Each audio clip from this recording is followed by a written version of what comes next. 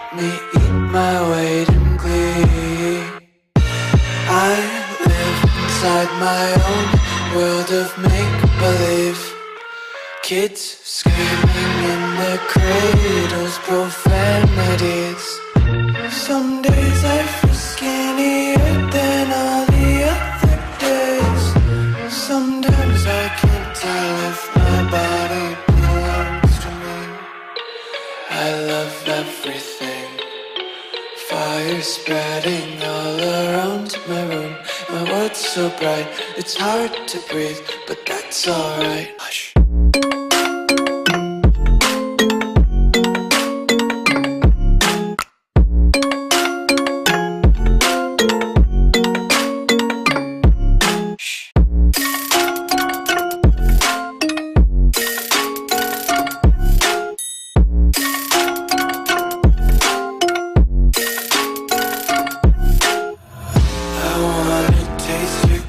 Hold your breath and feel the tension. Devils hide behind redemption. Honesty is a one-way gate to hell. I wanna taste consumption. Breathe faster to waste oxygen.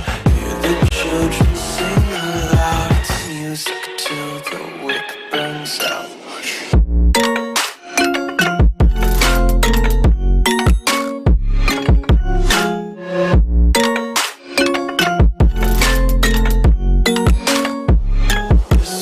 Be carefree lately, yeah. Just kicking up daisies. Got one too many quarters in my pockets. Counting like the four-leaf clovers in my locket. Untied laces, yeah. Just tripping on daydreams. Got dirty little lullabies playing on repeat. Might as well just ride around the nursery and count sheep.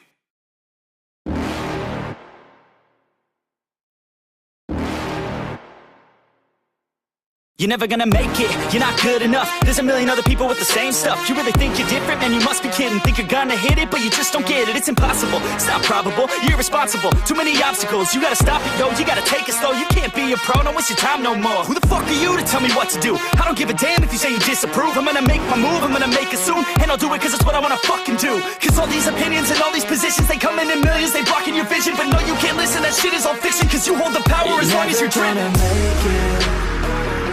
There's no way that you make it. And maybe you can fake it, but you're never gonna make it. Aren't you just gonna take that? Make them take it all back. Don't tell me you believe that. Aren't you just gonna take that? Or will you fucking fight back?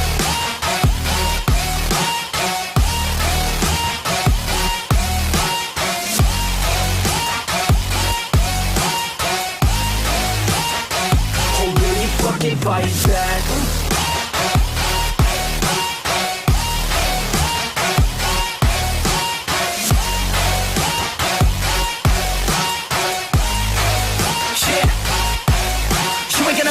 You ain't never ever gonna break it. You can never beat them and they're better than you face it. Thinking that they give a damn, you're not, think a straight kid. No, they don't give a damn, you got what I'm saying? I'm not fucking playing, I'll give it to you straight, man. There's too many others and you're not that great, man. Stop what you're saying, stop what you're making. Everybody here knows that you just faking. Nah, I don't wanna hear it anymore, I don't wanna hear it anymore. All these fucking thoughts, they are not what I need anymore. I'm about to shut the motherfucking door on all you poor ass haters with your heads in the clouds, talking out loud so proud. You better shut your goddamn mouth before I do more, speak out. It's about to head south. You're never gonna make it. There's no way that you make it. Yeah, maybe you can fake it, but you're never gonna make it. Aren't you just gonna take that? Make them take it all back. Don't tell me you believe that. Aren't you just gonna take that? Or will you fucking fight back?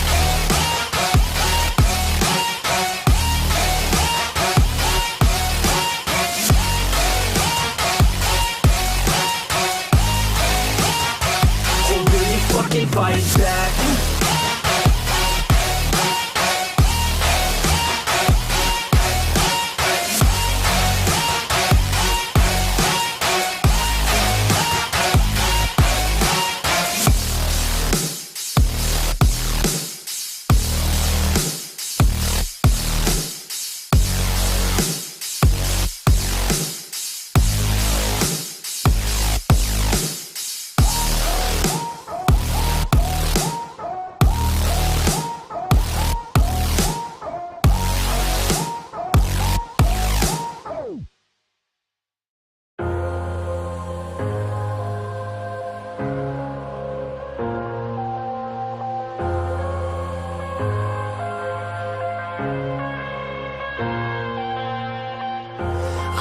me to the bottom of the bottle. I've been drowning, I've been floating away.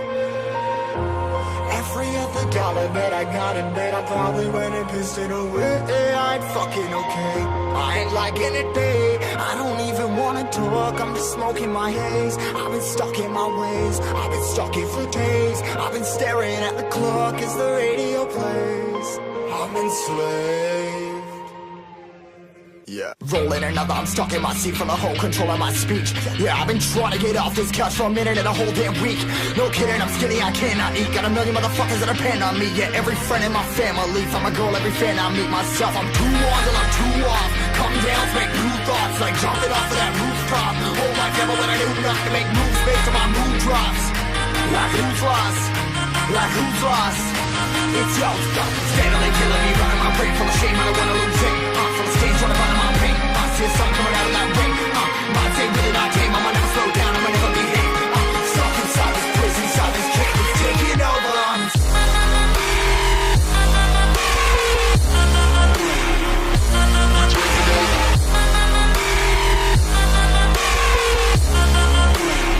Yeah, I'm a slave for you.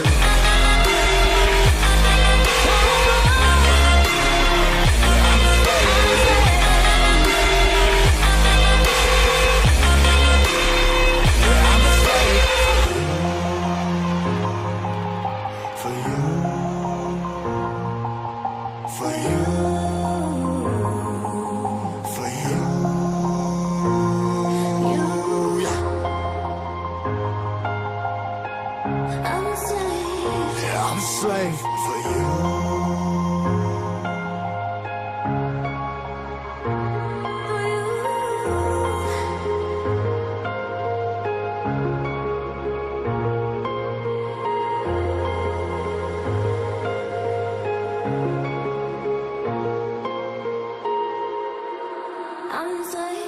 Ripping harder, more less. Never stop, no rest. Till the stress is breath in my chest. Till it's diamonds wrapping my neck. Progress to a god from a goddamn mess. Hopeless, more tests. More blessed. Dug deep down trying to find my best. Find a beast, had to kill a conquest. I'm next. I'm too on till I'm too off. Come down, make new thoughts. Like jumping off of that rooftop. Whole life ever when I knew not to make moves based on my mood drops. Like who's lost? Like who's lost?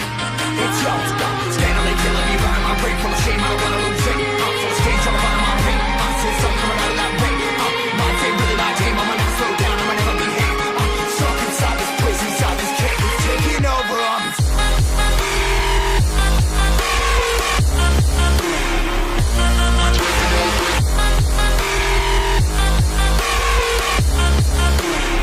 Yeah, I'm a slave for you.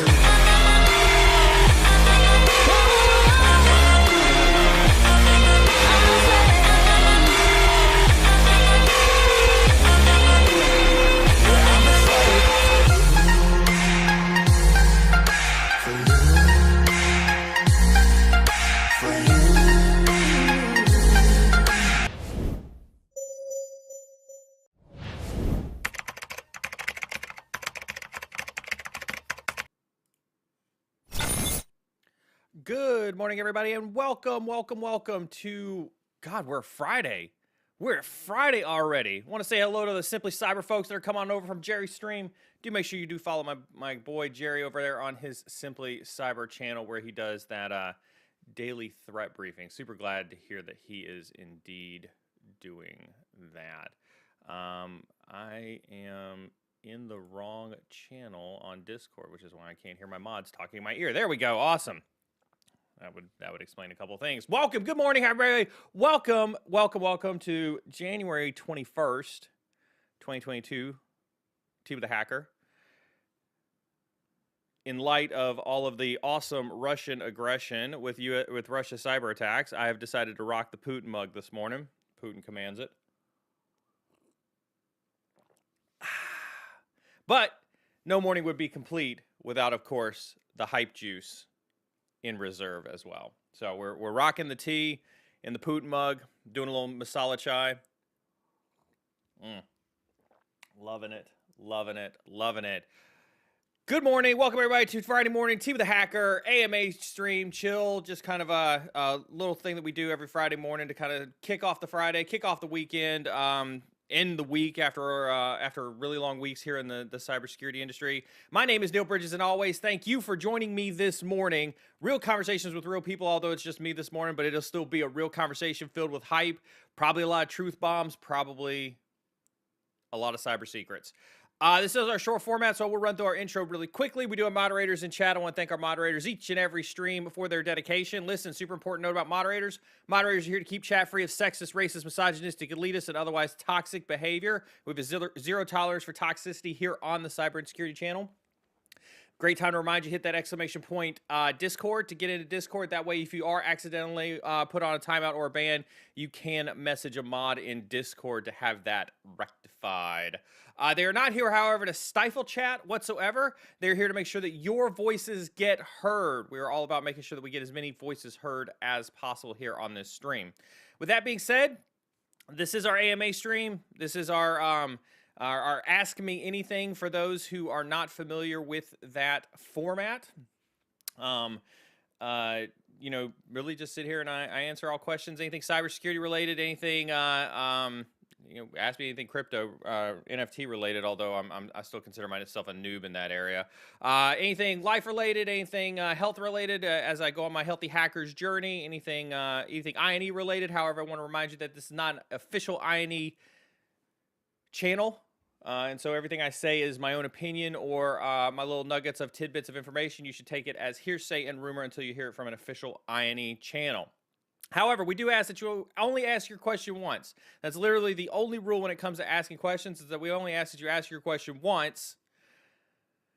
Otherwise, asking it more than once may be considered spamming and may result in a timeout or a ban from the moderators. So please do that. A couple house cleaning items. We will be having giveaways this morning. We have giveaways every Friday. You can always count on coming here every Friday for giveaways. We do giveaways throughout the week as well. But I want to thank our partner, Josh Mason of Cyber Supply Drop, for Friday's giveaway. His nonprofit is doing some awesome work. So please hit that exclamation point CSD and go support my man, Josh Mason, for that. I want to thank the rest of our partners in no particular order. Attack IQ, Query.ai, Net Abstraction, obviously At Root Beverages, Battleship Security, Elastic, VMware Carbon Black. The list continues to grow. Oh, now Odyssey is now a partner as well for the new headphones. Partners provide prizes and discounts for you, right? And when I talk about prizes and discounts, obviously we do a ton of giveaways on training. Case in point, I love Query.ai. Andrew Maloney, the COO over there and co-founder, we've had him on the stream before. He provides one free INE premium pass every month.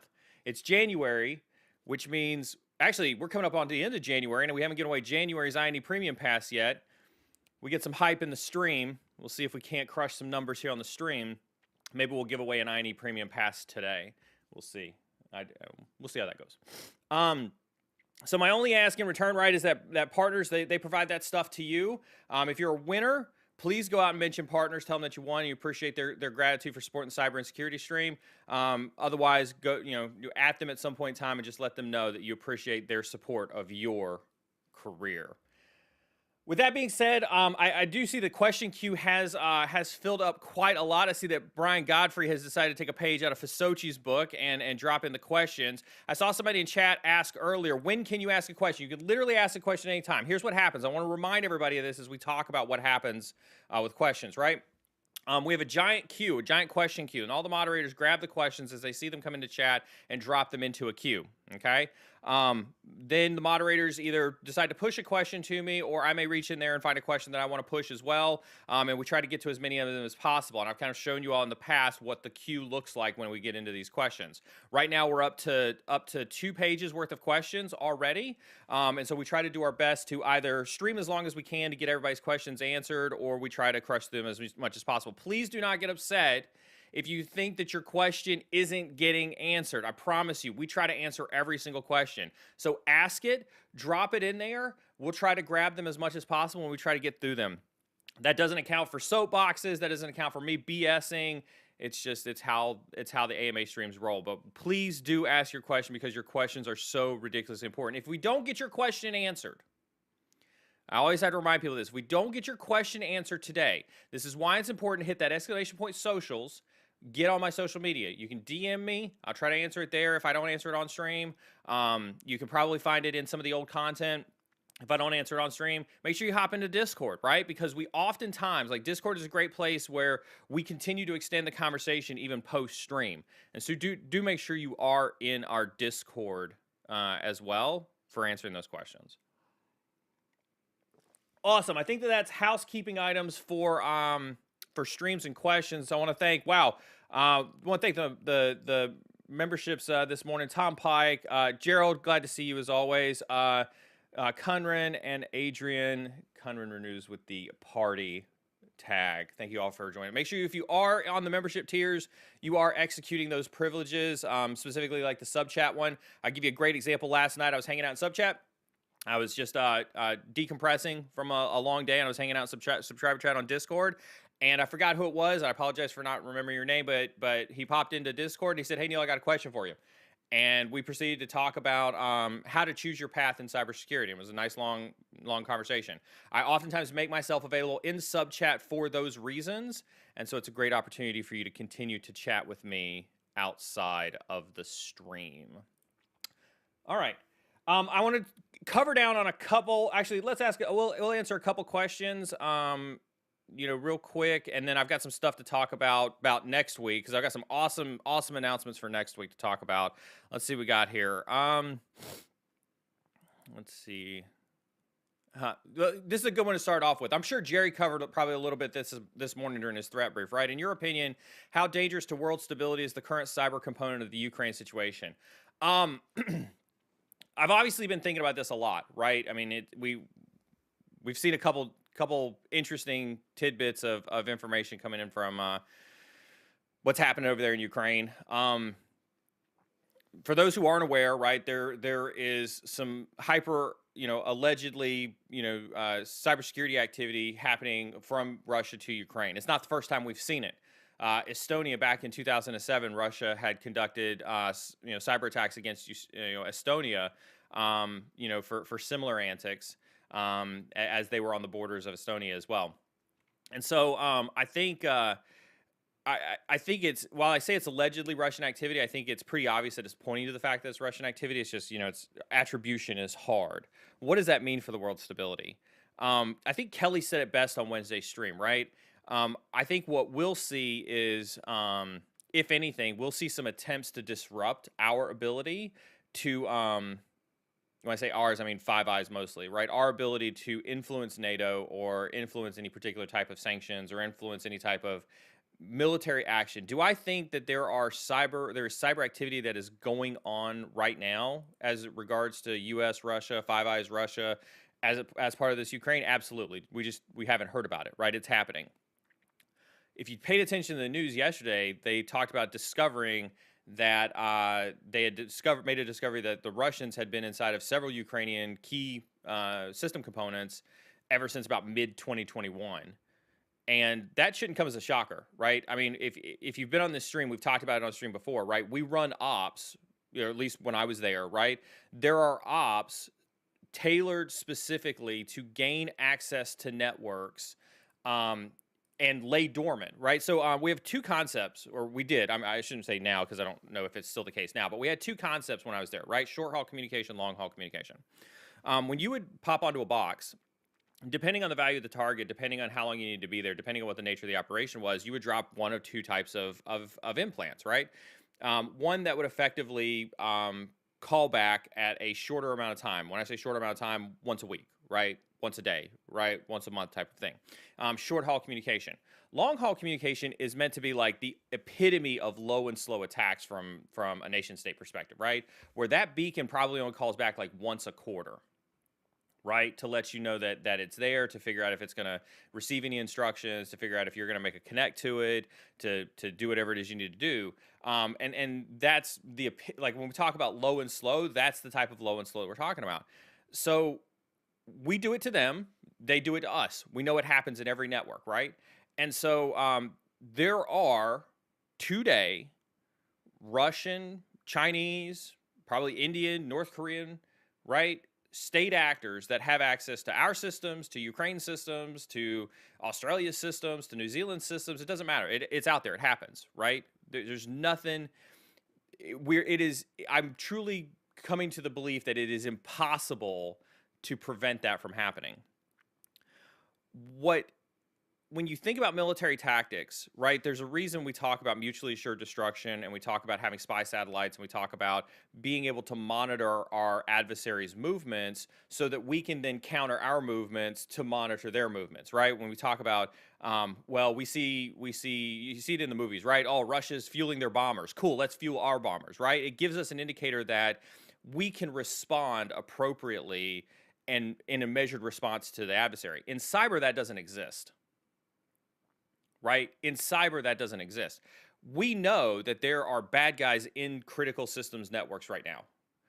We won't know that we've been impacted by a cyber attack until we get to the other side of recovery. That's what makes cyber attack at the nation state level so insane, right? Is because it isn't till after the cyber attack that we know that we've been impacted by the cyber attack. So if you think about this from a military strategy perspective, if we can't preempt our adversaries' movements, that means that they get first strike advantage.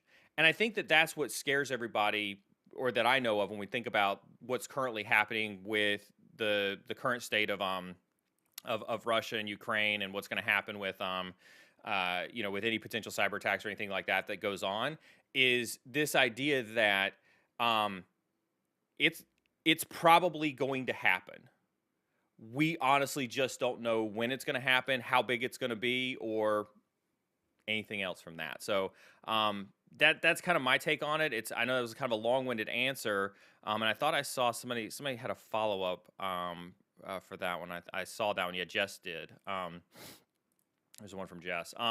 Is the White House recent cybersecurity release a defense preparation directly in response to this Ukraine issue? I do believe so. I think you're going to see a lot of posturing, right? I think you're going to see a lot of movement that indicates, and we know we've got our hands on some buttons inside of Russia, or at least we did. I presume that capability has continued to expand itself, right?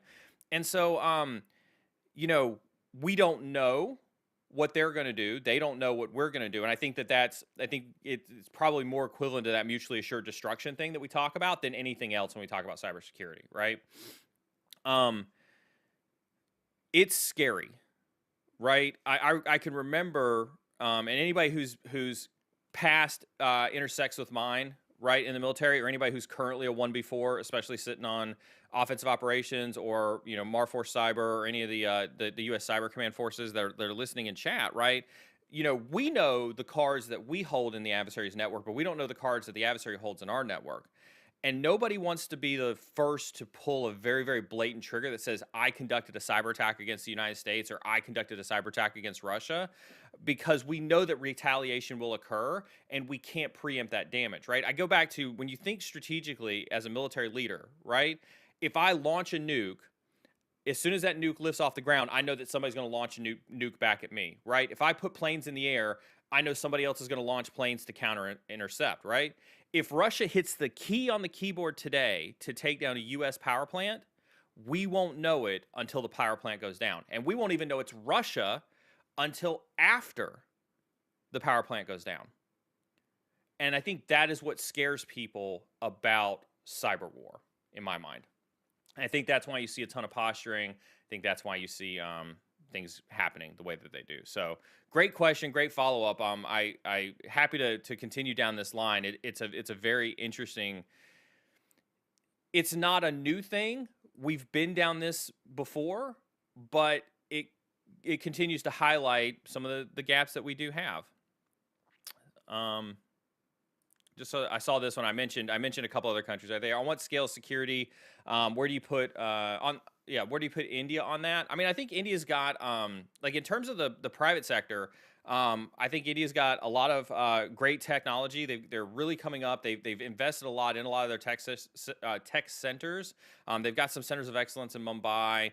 I think that there is a lot of quality.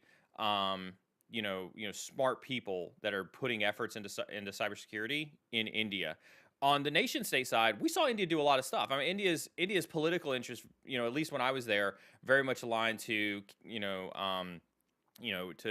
Pakistan and to, how it handles its border relations with a lot of the countries that it surrounds by, right? And so I think that's where a lot of India's nation state activity is. But I mean, I'd put them over North Korea. I make fun of North Korea because when I remember when North Korea popped onto the hacking scene, on the nation state scene, they were still using Metasploit to do their nation state activities. And it was like they weren't even trying to hide that they were using Metasploit. Like, it was very, very blatant that they were using Metasploit to do their nation state activities. And so I still pick fun of them. They have, like, there was a report that was released last week. I think it was last week. I think I may have included this in my news article, but there was a report in last week that said that over all of 2021, North Korea had, it was either 200 or 400 million in cryptocurrency theft for the entirety of the year. And that's insane. That's a lot, right? For us to know that there's a nation state out there that's just actively pursuing stealing cryptocurrencies says a lot. So they've come up, right? They've come up. I'd say on a scale of 1 to 10, I'd put India at a 6 or 7. I think that's a pretty fair spot for India to be in. Michael G, thanks for the membership renewal. What are your thoughts on current crypto prices dropping? Let's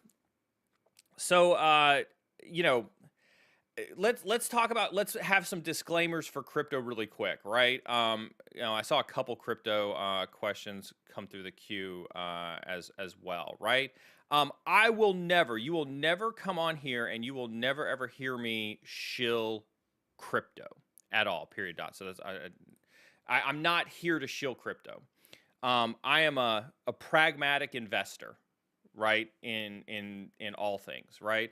I'm not here to preach that everybody should get a 8-bit NFT, because it's awesome. I'm not here to validate the merits or honors of the right-click gang who views that they can go right-click and download NFTs. Like, that's not my goal here, right? So when I talk about what is my current stake on crypto dropping, that's like asking me, hey, Neil, what's your take on Apple's stock price dropping 20%? You know what I'd say then? I'd say it's a great time to buy. It's a great time to buy, right? If you believe in the technology, if you believe in, what crypto's future is, if you believe in the projects that you're investing in, that's what I think matters the most about the question about what do you think about current crypto prices dropping, right? If you treat the crypto market like the stock market, right, where Bitcoin and Ethereum are your blue chip stocks, meaning that they're staples, they're too big to fail, if you want to say it that way. They've got a good ground game, right? I think that's what makes I think that's your blue chip stocks if you're thinking about like an IBM or a Coca-Cola or a Ford Motor Company or something like that, right?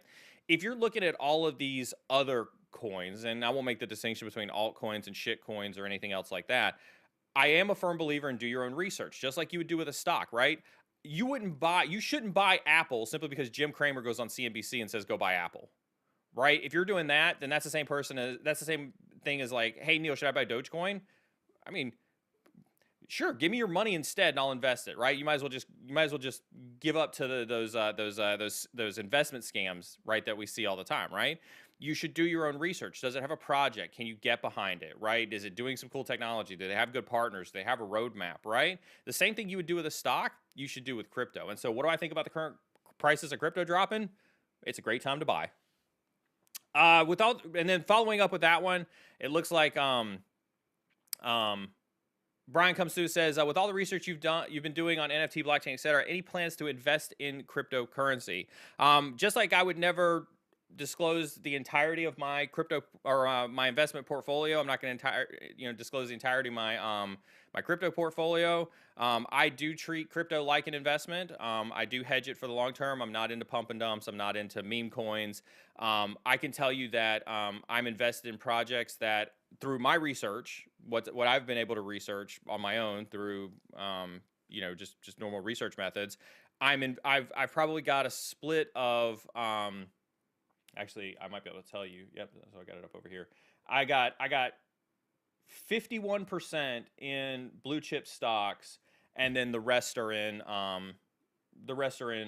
coins that, you know, I believe in the project for. No meme stocks. I don't own Shibu or Doge or anything like that. So, but happy to answer more questions on that and tell you you know, and again, here's this one, right? Hey, don't put all your eggs in one basket. And this is exactly the point, right? When we talk about investing, right? If you look at there's a like Kevin O'Leary came out on if you don't know Kevin O'Leary, Mr. Wonderful, Shark Tank, billionaire, you know, he's come out and said he's moved, I think, 20 or 30% of his portfolio into cryptocurrencies, right? I think there was another billionaire that came out and said they moved 50% of their portfolio into cryptocurrencies, right? Cryptocurrency, like you see ETFs, right? I forget what ETF stands for, right? But ETF is like a way where they pool stocks together, right? So you may have a tech stock that has like Apple, Microsoft, a couple other tech stocks all in there, and you basically buy fractions of shares of that ETF. And then the idea is that as that ETF grows over time, because the average of all of those stocks together grows over time, then you make money on that ETF. There are now crypto ETFs out there. Right? Thank you, Josh. Exchange traded funds. And so like there are people out there with cryptocurrency ETFs now, major institutions. We see banks adopting buying assets in Bitcoin. Morgan Stanley, I think it was a Fidelity. It was either Fidelity or Morgan Stanley that came out and said that as more countries buy into crypto, if you don't buy into crypto now, you will quickly be behind the curve. And when a major financial institution says that, that should tell you that crypto is now just as valuable of an investment mechanism as any other stock, right? And that doesn't mean that it's not going to dump. That doesn't mean that it's not going to crash and go to zero. But listen, whether you like it or not, Apple's going to crash, right? Apple has the same likelihood to crash that Bitcoin does. Prove me wrong, right? Something massive could happen.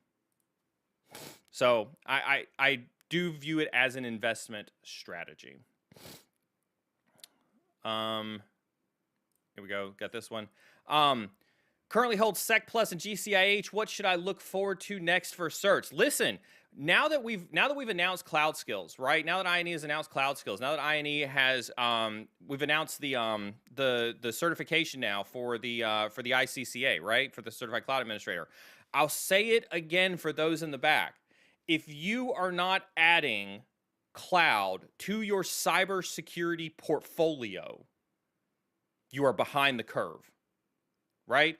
Josh Mason just got his ACP, right? His Amazon Cloud Practitioner. I'm studying for my Amazon Cloud Practitioner. I think Josh's next one up on the bat is going to be like AZ900, right? From a cloud perspective. If you are not thinking about cloud as a cybersecurity professional, you're behind. I frequently, obviously, I do a ton of mentorship with folks. I help people look through job postings all the time. I look through job postings so that I know what the industry is demanding. I have seen more job postings in the last 90 days where they want you to know something about cloud, even in the cybersecurity space.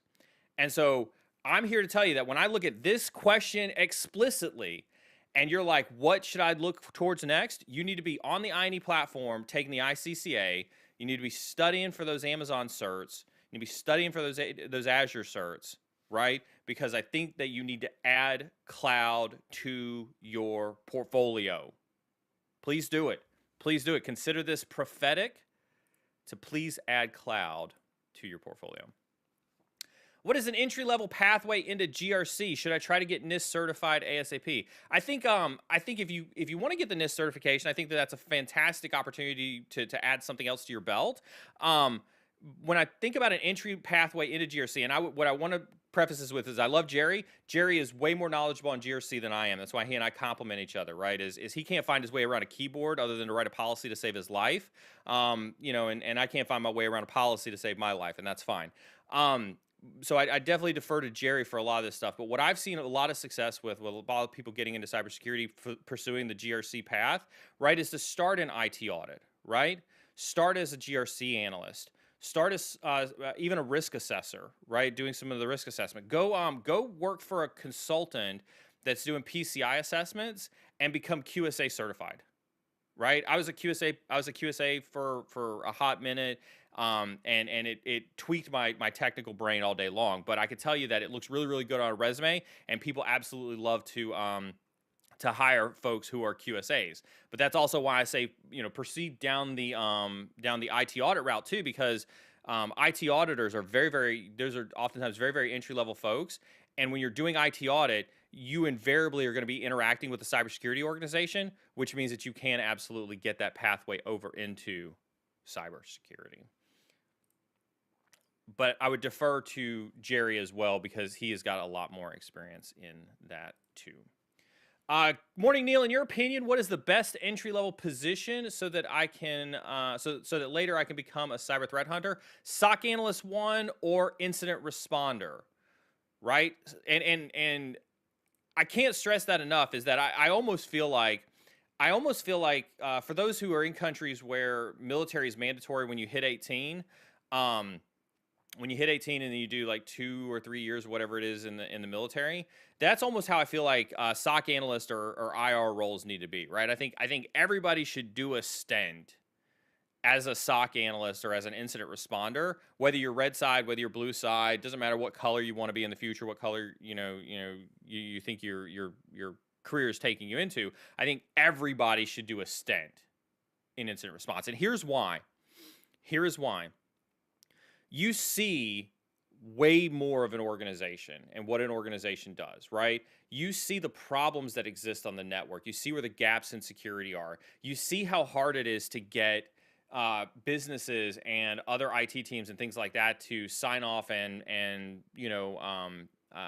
make things happen, right? You get a chance to work as a team to respond to threats. You understand the need for measuring return on investment when it comes to cybersecurity controls. You understand how to convey risk upwards to senior leadership, right? You learn everything from the technical to the non-technical as an IR analyst, as a SOC analyst. And so I fundamentally believe that I think everybody should do at least a 2-year stint as a SOC analyst. And so to answer your question more specifically, SOC analyst 1, SOC analyst 2, incident responder 1, incident responder 2, something like that.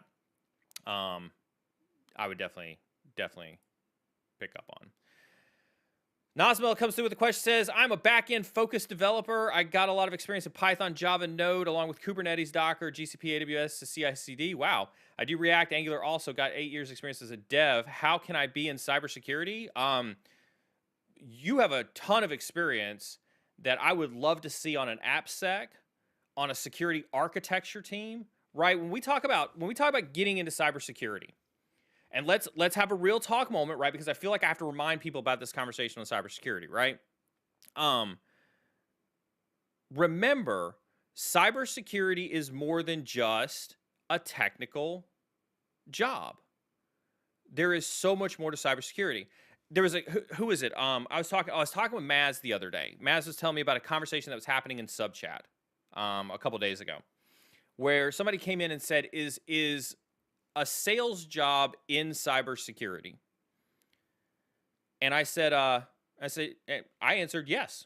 If you're working sales for VMware Carbon Black, if you're working sales for SentinelOne, if you're working sales for Palo Alto Unit 42, if you're working sales for the cybersecurity and privacy practice at PwC, if you're in sales in cybersecurity, you're in cybersecurity.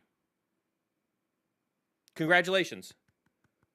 You're in cybersecurity. Listen, cybersecurity is an industry, right? When I was working at a life sciences company, right, a number of years ago, and people said, "Hey Neil, what industry do you work in?" I didn't say I work in cybersecurity, right? Because that people don't recognize cybersecurity as its own vertical, if you will, when it comes to businesses, right? The street doesn't recognize the Wall Street doesn't recognize cybersecurity as a NASDAQ, sector, right? It's technology, right? So when I was at a life sciences company, "Hey Neil, what vertical do you work in?" I work in life sciences. When I worked at a CPG, a consumer packaged goods company, "What vertical do you work in?" CPG, right? And so like don't assume one avenue of cybersecurity. sales is also in cybersecurity if you're in a company that does cybersecurity as their primary business model, right? And so, how do you get into cybersecurity? Find you somewhere where you can go be a kick-ass developer, Nazmul. Go be a kick-ass developer for a cybersecurity company. It sounds like you've got a lot of product design. Go find all the software out there that is in cybersecurity and start looking for developer jobs in those cybersecurity companies. And here's the reason why I say that, right? Because when you look for those jobs as a developer inside of a cybersecurity company, guess what? You're getting exposed to cybersecurity technologies, right? Let me paint a path for you, right? You know all this development stuff, but you don't know anything about cybersecurity. I'm presuming, I don't know, take it with a grain of salt, right? You go work for a Carbon Black, or you go work for a CrowdStrike, or you go work for a SentinelOne that does EDR, endpoint detection and response.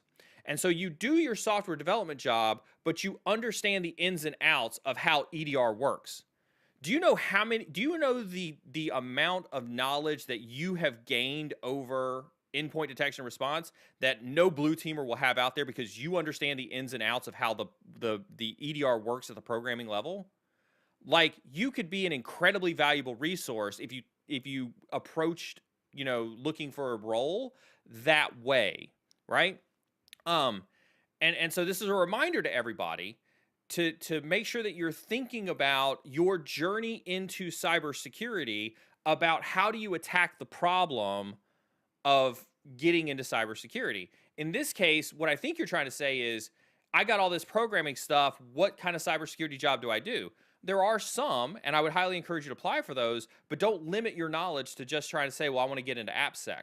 Remember, you can go do development for a software company in cybersecurity. Congratulations, you're in cybersecurity, and then pivot your way over into some of the technical roles that you want to do. If you're looking specifically for advice on specific cybersecurity roles with that much programming background, that much experience in the dev side, AppSec, software engineering, cybersecurity software engineering, cybersecurity software architecture, things like that are things that I think you should be looking at as well. Just checking in on chat. Want to say thanks to Cybersec Mom Caves for the super chat. If you have not seen it, hit exclamation point NFT. We gave away our first NFTs on Wednesday. No money was made out of this. It was all collectible. It was purely for the fun factor of giving away some NFTs. But Cybersec Mom Caves, she's also the creator of the Cyber Warrior OODA Loop from the competition we did last year. She made me a couple backings for baseball cards. And so what we've decided to do is we've decided to mint NFTs of guests that we have on the stream. And so we've got NFTs up for Joe Hudson. We've got NFTs up for Kelly. We've got NFTs up for Jeff. And they're just fun cards. I've given them some fun attributes like D&D. I've added little anecdotes to them that I found were funny based on whether they've been on the stream before or not.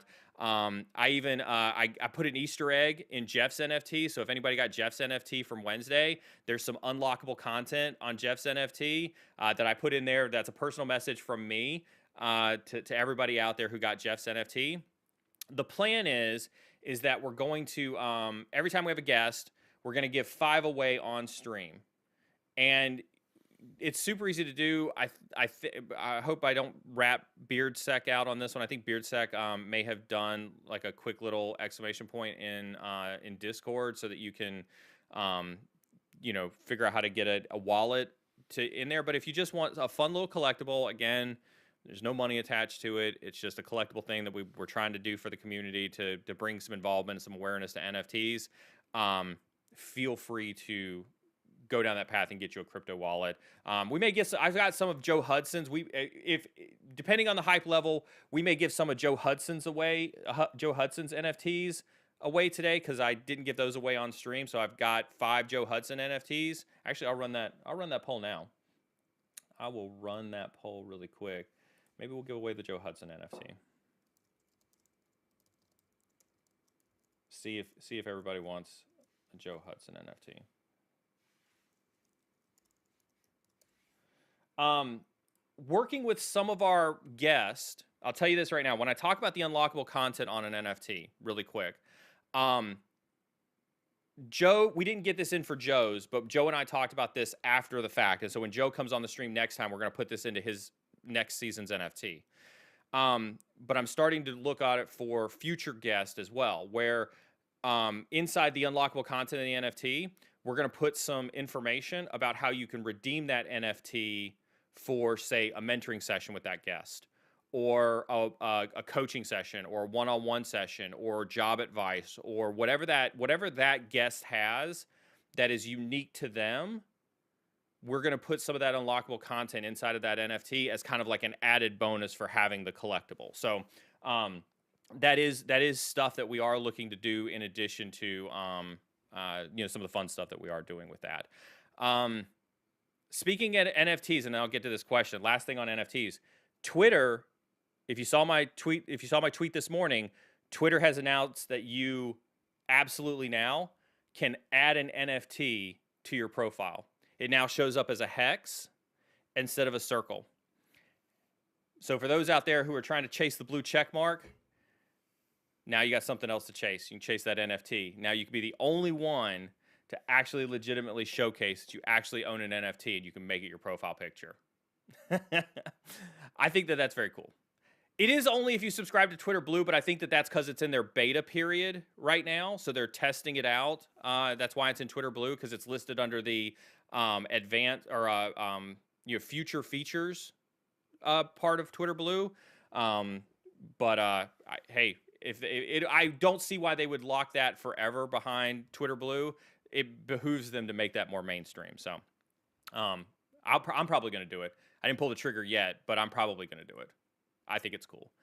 Hello, Neil. Greetings from Egypt. Love seeing Egypt. Love seeing everybody from all across the globe in there. What's your roadmap and certification for cloud security for who don't have security experience? Go to INE, right? Go take the ICCA. The whole reason that we put so much effort into the ICCA was so that for this question right here, right? If you want to start your journey into cloud, right? If you want to start your journey into cloud and you want someplace as a jumping off point, right? You should be taking the ICCA. What the ICCA is it is a vendor neutral, meaning we teach you cloud concepts that span across AWS, GCP, and Azure, right? We give you hands-on experience via the certification, right? That when you walk away from says, I'm no longer a cloud noob, right? And then from there, you can then dive deep into your preferred cloud, right? Whether it's AWS, whether you're prepping for ACP, whether it's Azure, whether you're prepping for AZ900, but you can go along this journey. And here's a concept that we talk oftentimes about cloud, whether it's cloud security, whatever the case is. Well, should I get Azure? Should I get AWS? Should I get GCP? I don't know if there's one or two people out there that talk about should I get GCP, right? It's my constant plug for the GCP folks, right? See you, BK. Have a good day at work, buddy. Even though we oftentimes ask about the specific certs, you forget that most organizations are going to multi-cloud. Go look at the interviews that I did with Mike this week on INE Live, or last week on INE Live, where we talk about the predominance of multi-cloud. Both Fortune 100 companies I was in, pre-COVID, started out in one cloud and eventually migrated some portion of their business to another cloud solution and ended up with a multi-cloud architecture. In one company, it was on-prem and two different cloud solutions, right? And so you're seeing this across the technology space where they're becoming more and more multi-cloud driven. And so while AWS has always and probably will always be the market share, you need to be thinking about things in a multi-cloud perspective. And that's what I'm excited about with the journey that we're taking at INE is that, yeah, we're going to teach you ACP. We're going to teach you, how to pass all the Amazon and the Azure certs, right? But we're going to teach you also how to apply that in a multi-cloud approach. And so if you're looking for a roadmap, go to INE, take the ICCA, then follow up there with either ACP or AZ900, right? And continue to progress down that administrator, engineer, architect path. You'll be set up for success. I love it. But I love the questions about cloud. I absolutely do. What are entry-level cybersecurity interviews like? Thoughts on how to best prepare? Hopefully you don't end up in a crappy entry-level interview where they try to ask you how to write a 0-day. Right? I've seen some terrible entry-level interviews. It sucks, right? It's amazing how they say this is an entry-level job, and then they bring you in there, and they very much want you to have crazy amounts of experience during the interview. And so I would say that signs of a bad interview, a bad entry-level interview, is where you feel beat up at the end, right? Where they've beat you up for not knowing. What you should be getting asked, what good entry-level interviews should be like, should be about who you are as a person. Right? Should be about like what your learning habits are like. How do you learn? How do you work on your own? What are your interests in? What are your career goals? Right? They should be more akin with understanding who you are as a person and how they can best mold you into the role that they need to have filled from that entry-level perspective. And so I think that's the qualities of what makes a good entry-level cybersecurity interview. And so my thoughts on preparing for good cybersecurity interviews, regardless, right, is understand the company. Like, you should always research the person and the company that you're interviewing with, at a minimum. Period. Dot. You should know who you're talking to every single time you talk to them. Even if I'm doing a panel-style interview, I will ask the recruiter for every person that's going to be on that panel. Right? Every person that's going to be on that panel. And I will make a OneNote with pictures, names, and 1 to 2 bullet points of everybody I'm going to talk to that I think are important bullet points for me to remember when I'm talking to them during the interview. I'll research the company. And I'll make sure that if it's a public company, I'm reading their 10K, which is publicly listed. The SEC makes the companies publish those out because I want to understand what the CEO's objectives are. Because I want to be able to sit down, and this is great for entry level. Like, you want to talk about outshining your peers? You want to talk about outshining your peers? If you're an entry level person and you can talk about how you can align what you're doing as an entry level job person to the CEO's strategic objectives in the 10K, you realize how valuable that makes you? Right? It doesn't have to be, earth shattering. You don't have to increase profits by like 33% or anything like that. But if you can show that what you're doing is contributing to the fiscal goals of the company, oh yeah, that is a differentiator for me in an interview. If I sat down with an entry-level candidate and they were to pull out some stuff like that, I'd be like, this person's got something that I want to be part of, right? And so that's how I think everybody, regardless of the position you're applying for, I think everybody should be preparing for an interview that way, right? So otherwise, I mean, I think there's some other things you can do. Like, I'm not a crammer. I can't cram a ton of content at the last minute and then regurgitate it for an interview. I've tried. When I first got out of the Air Force, somebody wanted me to interview for a web application pen tester job. And I've been very honest with that. Web application pen testing is my least strongest discipline in the pen testing space, right? And so what did I do? I crammed a ton of OWASP top 10 the day before the interview. Not that I didn't know what OWASP top 10 was, but I crammed a ton of the technical stuff literally the day before the interview, and don't recommend it. Don't recommend it. It was very painful. Was not for me by any stretch of the imagination. Brian says, Neil, why did you choose U.S. Air Force when you enlisted? Was it due to a program opportunity or uniform preference? Or no, it was because I needed a job. I needed a job. I had been in the .com. So I graduated high school in 97, right? And so I immediately, I've told this story before, I got declined, to go into an engineering program at a 4-year university, right? I wasn't smart enough. to get into university, right? And this was there were computer science programs or engineering programs, right? And to work in IT, everybody wanted to have a computer science degree. Well, because of the work that I had done in high school, because of the news articles that I was in for writing, these first web pages, and because of the work I'd done at NC State and things like that, it was pretty easy for me to actually go out and get a tech job. And so I skipped college altogether and went out and got a tech job in the late 90s, early 2000s. And I went from some blue chip companies, some very stable companies, to my first startup in 2000, 99, 2000, somewhere around in there, was when I went to my first startup. And oh my God, you want to talk about letting being paper rich go to your head?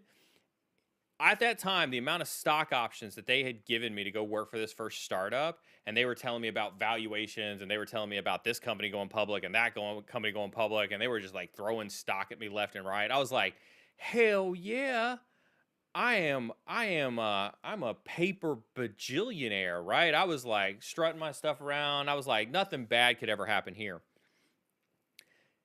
And then at the beginning of 2001, they laid off like 50 people, and I was safe. There were about 100 left in the company. And then about 6 months later, they laid off, and I don't know if I've told this story on air or not before, so I'll tell it now. There were 100 people in the company. They called 8 of us into a conference room. So it was me. I was running, networking, cybersecurity, and customer success, customer help desk at the time. They called 8 of us into the conference room, right? And it was the CEO, the CFO, and the CTO. And the CEO says, at 1 p.m. today, we are going to lay off everybody in this company except for you 8 people. And you 8 people are going to stay on payroll to oversee the transition as we sell every asset to the company. And I remember my first question was like, why?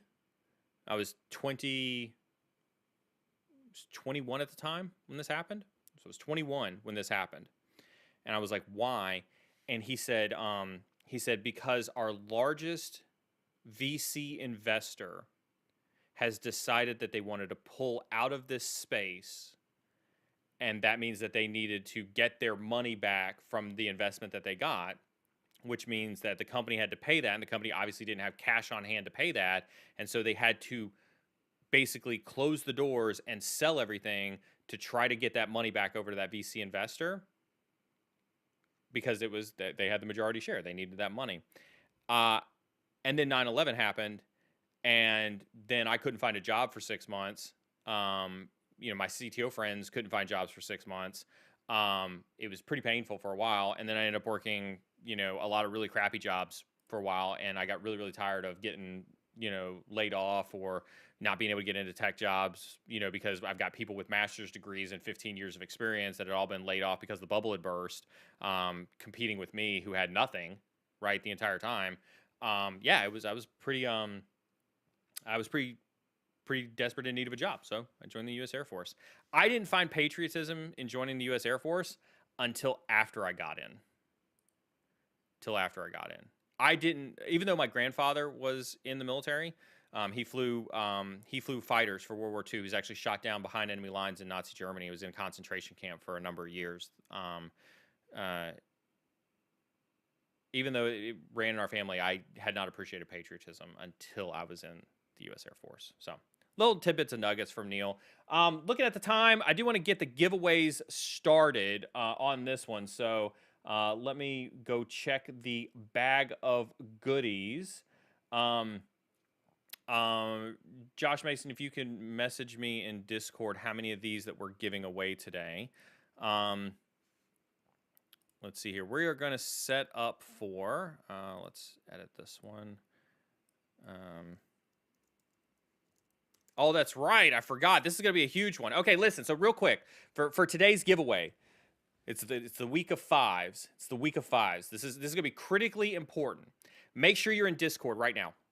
Like, hit that exclamation point Discord. Make sure you are in Discord. Number 2, make sure that your Discord name is linked to your YouTube name. That is critically important. that is critically important that your Discord name and your YouTube name are linked together. We've had some people try to scam us out of our free stuff that we give away. And so we've had to institute some additional verification, right, to make sure that people don't try to scam us out of the free stuff that we give away. So you will not be awarded your prize if Josh Mason can't verify that your Discord and your YouTube are linked. So I'm making this really, really long so that everybody gets an opportunity to do this, right? All right. Now, we're going to give away 5. We're speaking of cloud. We're speaking of cloud. We're going to give away 5 of Adrian Cantrell's All the Things for cloud. Okay, so we're going to give away 5 of those. Don't hit exclamation point raffle yet. Don't hit that exclamation point raffle until it shows up in into chat. I'm typing it out right now. What's going to happen when this comes up in chat, you're going to hit exclamation point raffle 1 time. Doing it multiple times does not guarantee that you will get more entries. I promise you. And I promise you that while Streamlabs, you can see how slow Streamlabs is on YouTube, I can promise you that Streamlabs is 100% effective at seeing your exclamation point raffle. And so I promise you, even though you may not see it, Streamlabs has got you. I trust Streamlabs. It's a little bit of a pain in the ass sometimes. We don't get along sometimes, but I trust Streamlabs. And so I promise you, it's seen. Okay? So we're going to pick 5 winners. You're going to message Josh Mason in Discord when I call your name on stream as a winner. Do make sure your Discord and your YouTube are linked. I'll give everybody 5 more minutes for this one, and we'll answer maybe one more question, and then we will go ahead and run the giveaway. We have some more stuff to give away today as well. Looks like 82% of you would absolutely love to have a Joe Hudson NFT, so we may run a Joe Hudson NFT. Make sure you do have a wallet that you can receive that with as well. Neil, what's your opinion about Norton Crypto Miner and which antivirus software do you use? This is from Andy L. I think that listen, antivirus software is meant to be notoriously identical to how viruses work on computers, right? I don't necessarily know that I have any strong opinions about the Norton Crypto Miner thing, other than I don't know. I don't know that I don't have a productive opinion on that. Mom told me if I don't have anything nice to say, not to say anything at all. I don't listen to her very often, but in this case, I think I won't really say anything about that at all. In terms of which antivirus software do you use, I'm incredibly impressed with how far Microsoft Defender has gone, right? I know we absolutely bash on Microsoft oftentimes because of their security posture, but Defender has come a long way, and it's actually pretty legit. So definitely, you know, I don't see any reason, you know, not to run anything other than, you know, Microsoft Defender on my Windows boxes. I think that, like, the difference is, like, antivirus, I tried not to be cynical about antivirus. I try really, really hard not to be cynical about antivirus. But antivirus is useless, right? And I say this because, like, if you look at the space that, like, CrowdStrike and VMware Carbon Black and SentinelOne and those guys they're trying to get into, right? There's a reason they rebranded it as Next Gen AV, right? There's a reason they rebranded it as Next Gen AV. The reason that they rebranded it as Next Gen AV is because they realized that EDR, endpoint detection and response, wasn't getting the traction with the IT teams, and it was causing the confusion with, well, which, you know, if you're doing the same thing as antivirus, why do I need you on top of antivirus? And it was really hard to try to fight the antivirus companies to say, well, antivirus sucks. This is why you don't need antivirus. This is why you need AV. And so instead what they did was they just basically built AV functionality into EDR capability and said, right, we're going to call it Next Gen AV. That's all it is, right? And so now they're able to compete more toe-to-toe with, now we're better than AV, and here's the reason why we're better than AV. And so, like, with all that being said, most people only have antivirus in an enterprise environment because there's a checklist item that says you must have antivirus. Otherwise, they've got EDR. On your personal computer, you absolutely should have antivirus, and I'm not advocating for not having antivirus. Please, for dear love of God, have antivirus. But do I think Malwarebytes is better than Avast, is better than Norton, is better than, Kaspersky or anything else like that? No, they're all, like, it is 99.9% effective across the brands. Like, antivirus has become so commoditized, right? So commoditized that, like, no offense to anybody out there, none of you are doing anything where that 0.01% of difference between all of those vendors is going to make or break you, right? If you're out there surfing the web on sites you shouldn't be surfing the web on, if you're out there installing programs that you shouldn't be installing, that 99.001% or that 99.1% or that 99.01%, right? That's not going to make or break you, right? And so I don't subscribe to this conversation at all, right? All right, with that being said, hopefully everybody's got that started. We're going to go ahead and start the raffle. Make sure you are paying attention in chat for when that does come out. And again, reminder to message Josh Mason when that happens. Check in over here. Okay, that's going. Okay, cool. Hitting the question pool back up again. Wow, how did we get to 3 pages already on the questions? Why don't I like web app? My brain just hasn't been able to wrap around it. It's not that I don't like web app. It's just my brain hasn't been able to wrap around it. It hasn't.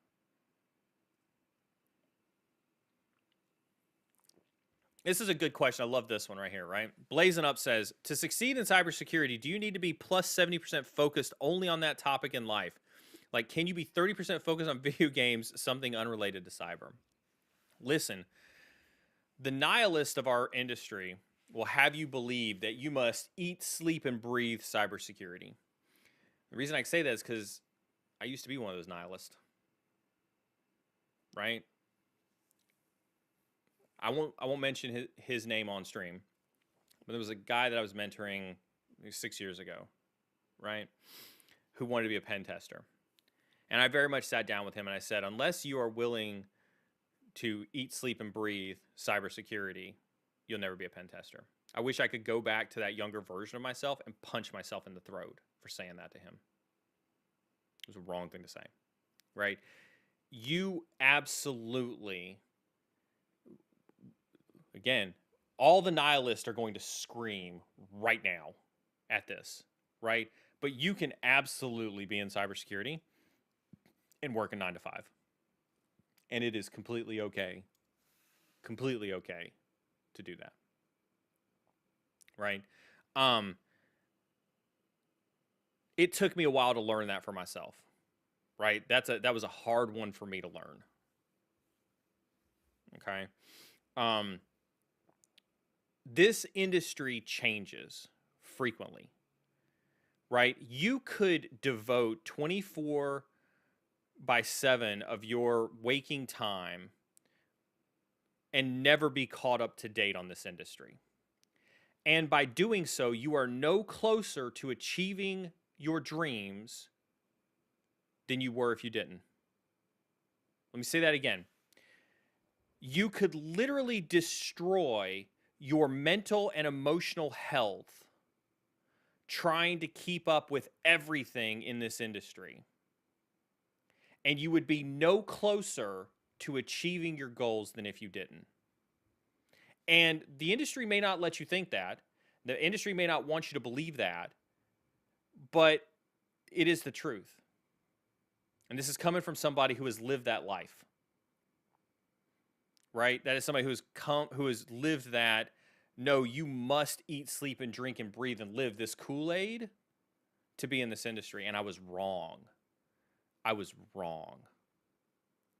Right? Do you have to have a passion for it? Yes. Absolutely. You have to have a passion for it. That's not fair. See, there I go. I do it again. I'm getting a little bit nihilistic. You don't have to have a passion for it. It can be just a job. I know several people who are in cybersecurity and are very successful. I know one guy who is going to retire a millionaire from a Fortune 100 company, and he could care less about cybersecurity in his own time. As a matter of fact, he shows up and does his 9 to 5, and he doesn't know anything that he didn't read from a news article I sent him, and he is going to retire a millionaire, not because of his knowledge in cybersecurity, but because he worked at the same company for 35 years and found a way to go from IT into cyber and sit at a desk from 9 to 5. And he could care less. He could care less about cybersecurity. And so no, you absolutely can be in this industry, right, and have a work-life balance. You don't have to dedicate your firstborn kid, right, to the studies of cybersecurity. I do think passion is important. I do think passion is valuable. But I think that you can do all of those things. Like, we're past that point. We're past that point in cybersecurity where listen, when they started making cybersecurity degrees, you left the ability behind to basically be like, this is an elitist space, right? When it starts getting mainstream in universities, it's no longer an elitist space, right? It's a commodity space, right? We're at a shortage of supply of that commodity, but it is a commodity space. All right, so it looks like the timer has expired for the giveaway. I'm gonna remind everybody that you do have to have your Discord and your YouTube names linked. Hopefully everybody got that done. I'm going to pick 5 winners. When I call your name out on stream, make sure that you message Josh Mason in Discord, and he will get you your All the Things Pass. So let's pick some winners. Let's get some drum rolls from chat. Lost Soul of a Wolf is our first winner. Timothy Moffitt's our second winner. Ed Williams is our third winner. Cable Security is our fourth winner. And Battle Brother Sephiron is our fifth winner. Make sure you message Josh Mason. Don't anybody go anywhere. We very frequently have people who, for whatever reason, they don't message Josh. They can't verify their identities. They have tuned me out for some unknown reason. And so don't go anywhere because we oftentimes have to re-roll. We're also not done with giveaways. We have more stuff to give away today as well. I want to thank Ty again for the super chat. Said someone had me believing I had to read a 1,300-page book to be successful. That's what I'm saying. Like, this industry that I love, that I absolutely love, right, will have you believe all these things are required to be successful in cybersecurity, and it's just not the case. Like, listen, I'd encourage everybody. I intentionally had Jeff tell this story at the beginning of the stream so that you didn't have to, wade through 2 hours worth of stream to find this one nugget of information while I try to search for a video editor. Go watch the beginning part of Wednesday's stream where Jeff talks about, this intern that he was mentoring. Simply, he didn't have anything. He just had a desire to work for a particular company, and he put himself out there to the CEO of the company. That's what you need, right? You just need your own self-determination that you want to be in this industry. And I think that's what it takes. That's what it takes. And I know there's a lot of people out there that are like, no, don't do that. Don't tell them it's that easy. They're gatekeeping. Speaking of gatekeeping, gatekeeper certs are changing rapidly, like the recent changes in OSCP, etc. And those certs are pretty much are having same information like PNPT. Do you see changes in gatekeeper certs from HR point of view? Absolutely. That's part of what I'm trying to do at INE, right? So I'll give you some cyber secrets about INE, some things that I'm working on particularly, right? I am building a strategic alliances team, right? And that strategic alliances team, we've gotten such a great response, right? We've gotten such a great response this last year over some of the work that we've done partnering with HR, partnering with recruiters across the globe, that we're now investing in an entire team, right? We're now investing in an entire team whose sole mission is to go out there and drive awareness. I'll rat Josh Mason out. I am super proud of Josh. Mike Pfeiffer, our director of cloud content, is doing the same thing, right? They are out there building councils. And I'm not talking, I'm not talking about an echo chamber of our own customers, right? I'm talking, they're intentionally going out there and finding people who are not our customers, not to try to sell them on I&E certs, but to find out what they look for or how they view the certification world. Did I just read Josh Mason say he got all 5 winners? Nice work. Holy cow. Did we do that seamlessly? Hey, for that, we're giving away an I&E premium sub. When giveaways run that smooth, that's enough hype for me right there to give away an I&E sub. Thank you very much for respecting the rules. Thank you very much for following the rules. Thank you very much for respecting the mods. Nicely done. I'll reward you. We're going to do another giveaway. Not yet. Don't hit the exclamation point raffle yet. I gotta set it up as, here in a little bit. But for that, you all's reward, we're going to give away an I&E sub today. So thank you very much for that. I truly do appreciate it. That's absolutely fire. So back to this question. I'm super proud of Josh Mason. Super proud of Mike Pfeiffer, because they're going out there and they're standing up councils in their respective fields. And again, it's not an echo chamber. Like, listen, I can get 1,000 people from I&E, and 9 out of the 10 comments are going to be positive. They love I&E. That's why they're current customers of I&E, right? And that's great. I want to hear from our customers. I absolutely do. But I want to hear from the people who don't have I&E certs. I want to know why they don't have I&E certs. I want to know why they don't view I&E certs when it comes to HR. I want to know why they don't view I&E certs, as whether it's a cloud cert, whether it's a cyber cert, whether it's a networking cert that we may do in the future, or even a development cert that we do in the future, right? And so they're building these councils where they're going to meet with folks that are going to provide third-party neutral perspectives about our content, about our certifications, about our team, and then we're going to take that feedback back and we're going to rope that into how we do course design. And then we're going to partner with them and give them content for free. We're going to give them certifications for free, and we're going to try to win them through our actions of being awesome. And that is the efforts that I can at least speak to from our perspective, from the I&E perspective, that we're trying to do across the globe, not just in the US. I see, Curious Spectre talks about the UK as well. We're trying to do it in the UK, right? We're trying to do it in Australia. We're trying to do it all across the globe to do this. And so that's a little cyber secret as to specifically what I've got going on, where I'm trying to fix that problem across the industry, because I believe in it as well, right? And this is why, we have Joe Hudson on stream. Joe is a believer. Let me tell you, I'm sure if Joe were here, Joe wouldn't mind me telling this story, right? When Joe came on the stream for the first time, it was because Jerry had recommended him, and I had a call with Joe, and I thought Joe was freaking awesome, right? And so I wanted to have him on the stream. I called Joe after the stream, and I was like, hey, let's talk about certs for a second. And so we had this conversation about certs, and he was like, yeah, I didn't actually know that I&E had all of these certs in this area. I didn't know that I&E had all this training in this area. I didn't know that. And I was like, well, now that you do, would your position as a recruiter enable you to educate downstream HR managers, downstream recruiting managers, downstream hiring managers to say, hey, look, you may be asking for OSCP, but did you know that eCPPT is the equivalent of OSCP, if not better? We've seen people say that it's better than OSCP. And so therefore you should actually include this on your job posting instead of just OSCP. And he was like, you know what?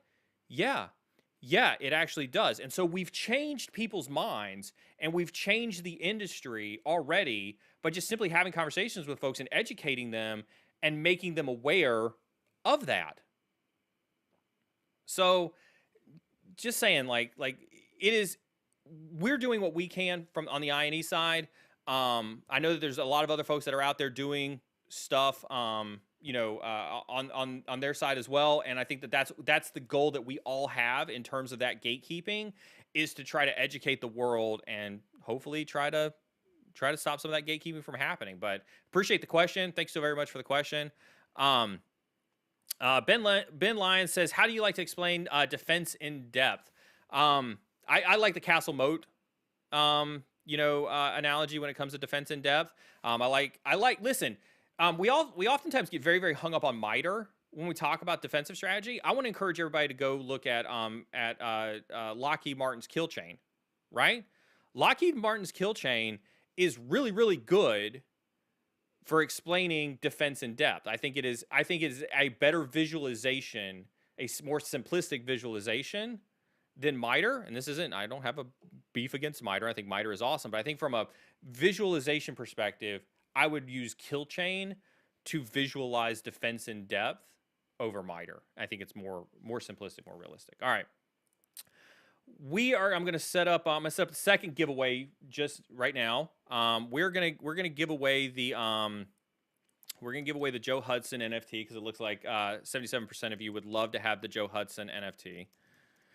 So if you want to go see what it looks like, hit !NFT in chat. You can go see the Joe Hudson NFT.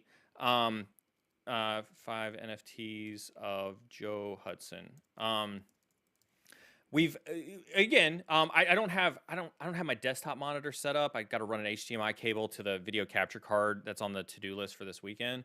Or else I would show you on screen the NFT. But there's a properties field, so I've tried to add some like Dungeons and Dragons elements to it, where I've given all of our guests charisma, intelligence, strength, hype level, things like that, as a fun thing. And then, like I said, we try to add some unlockable content we can. It's purely for collectible purposes, but we'll go ahead. The only thing that you're going to need to make sure you've got, right, is you're going to have to make sure you have a wallet and an acceptable receiving wallet for the NFT. Most of the folks have gone with MetaMask because it's the easiest to set up. But if you're an exchange customer, Coinbase, Binance, whatever the case is, you've probably got a wallet there as well. You also are going to need to make sure you have an OpenSea account. So while you're looking at the NFTs, make sure you do have an OpenSea account on there as well.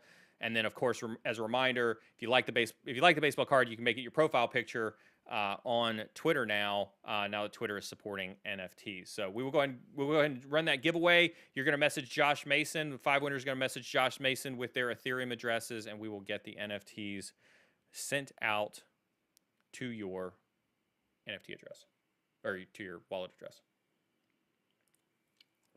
We'll do this giveaway, and then we've got an INE giveaway that we'll give for you all being awesome when it comes to supporting the mod team when it comes to the giveaways. I truly do appreciate it, and I will reward the team in kind for that. I already answered that one. Don't know why that one was still there. Already answered that one. Don't know why we didn't pull that one off the queue. That made the queue much, much smaller. Awesome. I answered that one too. Wow. I keep forgetting to clear out the queue. Non-cyber question from Brian Godfrey. We know you like golf. What other sports do you actually take part in as opposed to being an enthusiastic fan of? None. I quit playing sports at 14 and went full-blown nerd at 14. And so golf has been like the only thing I've done sports related. We were on a staff meeting yesterday. And we hired an amazing chief revenue officer. We hired a guy who just spent time working with I don't know if I can say where he came from or not. I don't know if I can say it, so I'm not going to say it. But if you think about big names in this industry, if you think about billion-dollar names in the competition space for INE, we just hired a chief revenue officer that came from some of those billion-dollar names, one of those billion-dollar names, right? To focus on, really trying to drive our penetration and more to that acceptance in the industry, really try to get that B2B connection going, right? And they said the Utah Jazz isn't doing very well. And I kid you not, I looked straight in the camera and I said, I didn't know that there was a special type of jazz just for Utah. You can imagine how embarrassed I was. I wasn't really that embarrassed, but I didn't know that Utah Jazz was a basketball team. So that's my extent of of the sporting knowledge that I have. Sorry, just not much of a sports thing. Not much of a sports thing. And here's the thing: golf is really only like golf is hard, but it gets me outside, and so that's ultimately, the reason I love golf. If it gets me outside, gets me away from all of this craziness at times. I'm interviewing to be a manager for a department I work in. The bottom of the pay range is what I'm paid now. How aggressive should I be with salary talks? I think if the bottom of their pay range is what you're getting paid now, then I think that that's good, right? If you know that that's the bottom and you know what the top is, most strategies for salary negotiations, right? If you have that information, you win. You win, right? Most companies won't tell you what the salary range is because they don't want you negotiating either on the high side, and they don't want you to know that their goal from an HR perspective is to hire you in the middle, right? They want to hire you in the middle. That way they can keep you at that rough salary range for 2 to 3 years before they expect you to be ready for promotion. Because if they hire you, if it's a highly regulated company with like a lot of HR bureaucracy, if they hire you at the top end of the salary, they know that the audit team is going to be like, well, why haven't you promoted them outside of that salary band? And so they intentionally try to hire you mid-grade or a little bit lower so that you have 2 to 3 years in that grade before you have to get promoted out of that grade. There are some companies, when I worked for one of the life sciences companies I worked for, if you were making 10% over the top end pay for the pay grade you were in, you could no longer receive incentives because they assumed that you were a non-performer, which is why you didn't get promoted. So yeah, there's a whole lot, right, going on with the whole pay thing. So yes, if you know the range, you know that it's the bottom end, and you know what the top end is, I would negotiate starting at the top end of the pay very, very aggressively, knowing that they're going to try to work you towards the middle. You should be okay landing towards the middle, right? But if they just like nod their head and give you the top end, there you go. You're good, right? But my salary conversations are also always about making sure that you're getting paid what you think that you're worth, making sure that you feel comfortable. If we did actually have an open discussion about what people paid, and you were able to stand next to your peer and you were to find out they were getting paid more than you, would you feel jaded or slighted? Right? Because that's going to affect your work performance. Right? And so those are just some tips that I have for salary negotiation.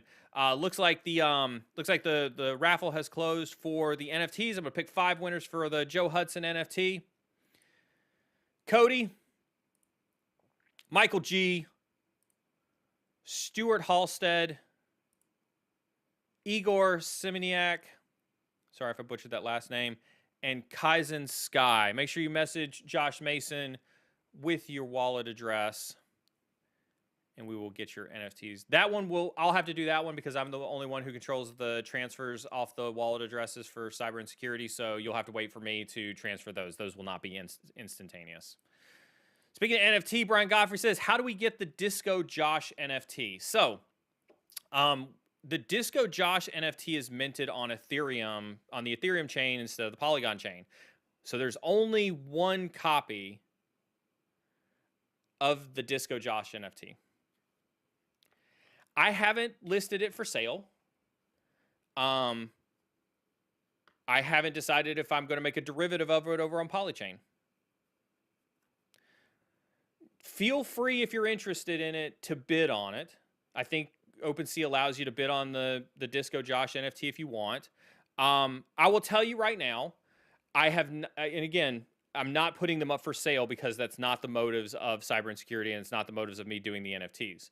I'm not putting them up for sale. But if you view that as something you want, and you want to contribute funds to the community, which I will, again, my statement is always, any funds that we get on this stream go directly to continuing to improve the prizes and the quality of the content, right? That is my open and honest statement to you all. If you want to bid on that and use that as a way to donate funds for us to use towards prizes and giveaways, and you want the Disco Josh as a collectible for doing that donation, donate away.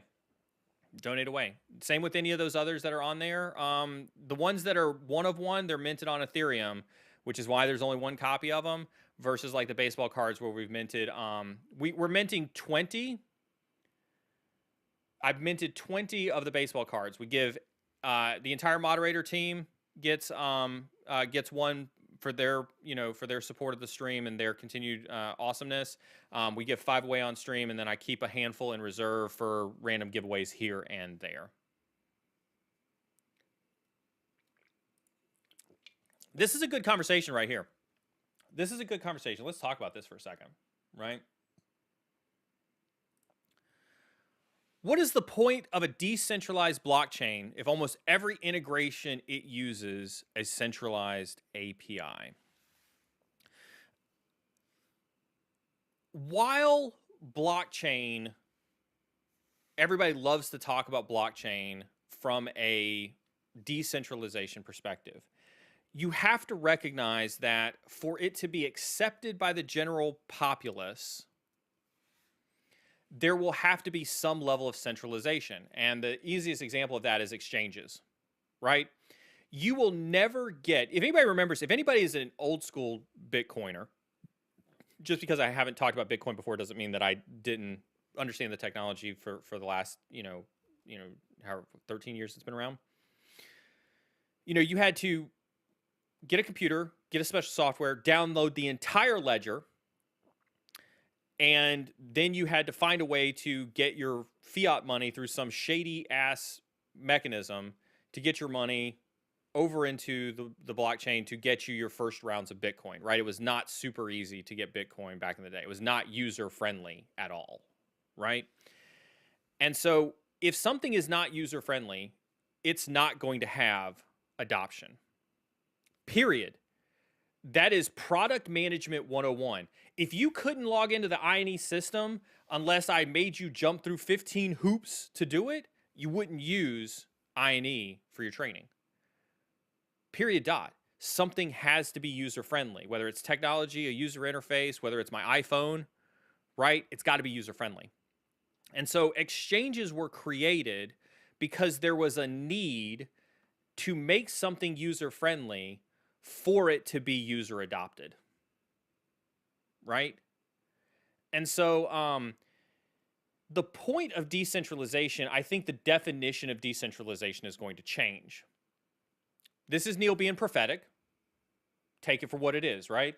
I'm still waiting to see if we got everything that we needed to from the NFT giveaway, and then don't go anywhere. We've got the I&E giveaway that we're going to do because everybody's doing awesome on the giveaways. This is Neil being prophetic. The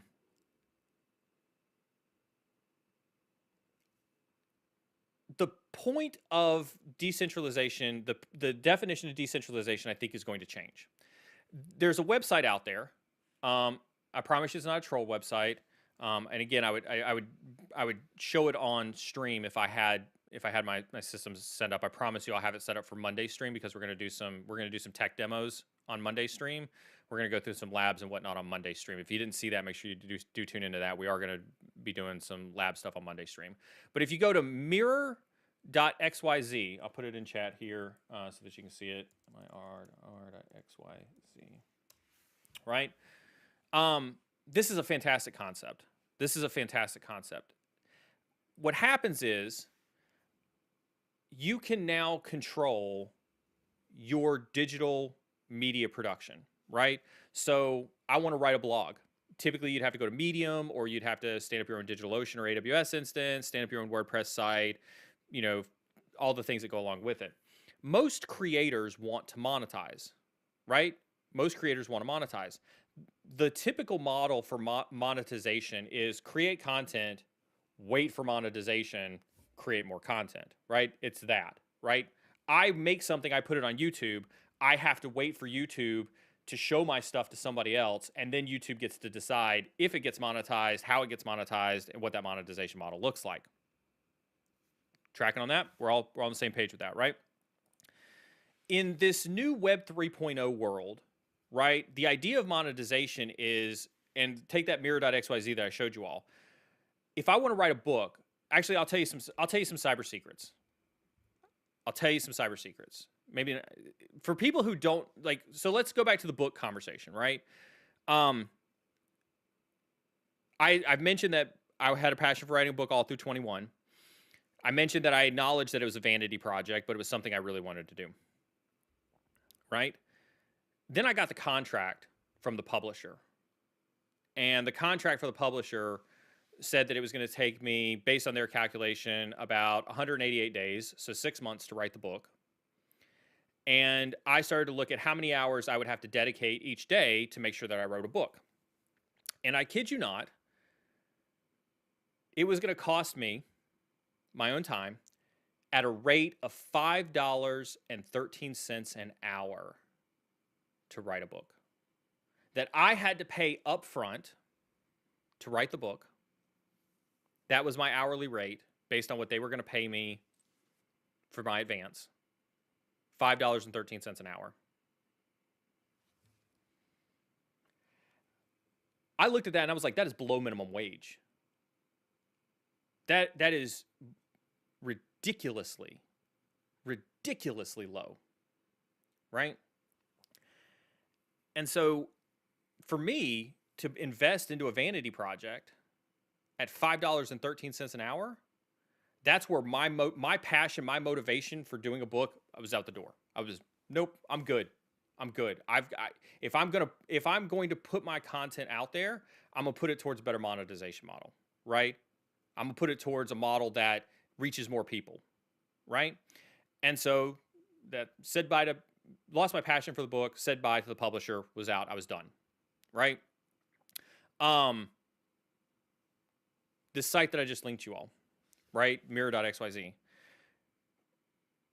For the first time, I actually got excited about a book project again, because I thought about, what if I put all the ideas in my head, right, about books that I would want to write, and I let the community, I let the 22,000 subscribers that we've got on YouTube, I let the 20,000 followers that we've got on Twitter, the 37,000 followers I got on LinkedIn. What if we let all of you decide, of the 4 or 5 topics that are listed there, which ones would you like to see? And then you all voted on it. And then I were to not only self-publish, but I were to build collectibles around the book and get contributors from the community that would be forever embedded in the blockchain as contributors to the novel. We were to post it publicly on mirror.xyz, but we were also then able to mint NFTs for special parts of that book and give them away as collectibles as parts of that book, all within a decentralized fashion, and giving the power back to the creator instead of giving it to a centralized publisher, instead of giving it to a centralized YouTube, instead of giving it to a centralized Facebook, right? That's what I think the definition of decentralization is going to change to in this space, is that we're going to move away from central content hubs, and we're going to see power given back to creators to own their own content distribution models. That, to me, that's what I think the definition of decentralization is. Okay, so it looks like I got to re-roll 4. We only got 1 of 4 for the NFT giveaway, so I'm gonna pick 4 more winners. Jess Bishop, YouTube Boss, and Alberto D. Make sure that you message Josh Mason your NFT address. So we had to re-roll 4. This is why I tell you all not to leave. We are going to do an INE giveaway after this, but this is why we also do re-rolls for things as well. So, how much does it cost to mint on Polygon? It doesn't cost me anything to mint on Polygon, and it also doesn't cost me gas fees to transfer. That's the reason that I chose to do the baseball cards on Polygon, was to get away from the gas fees, right? So obviously with the Disco Josh NFT, there will be a gas fee that we'll have to pay to transfer the Disco Josh NFT to somebody. So that's the difference between minting it on Polygon versus minting it on Ethereum. I like Neil's idea for the future. I do too, Caitlin.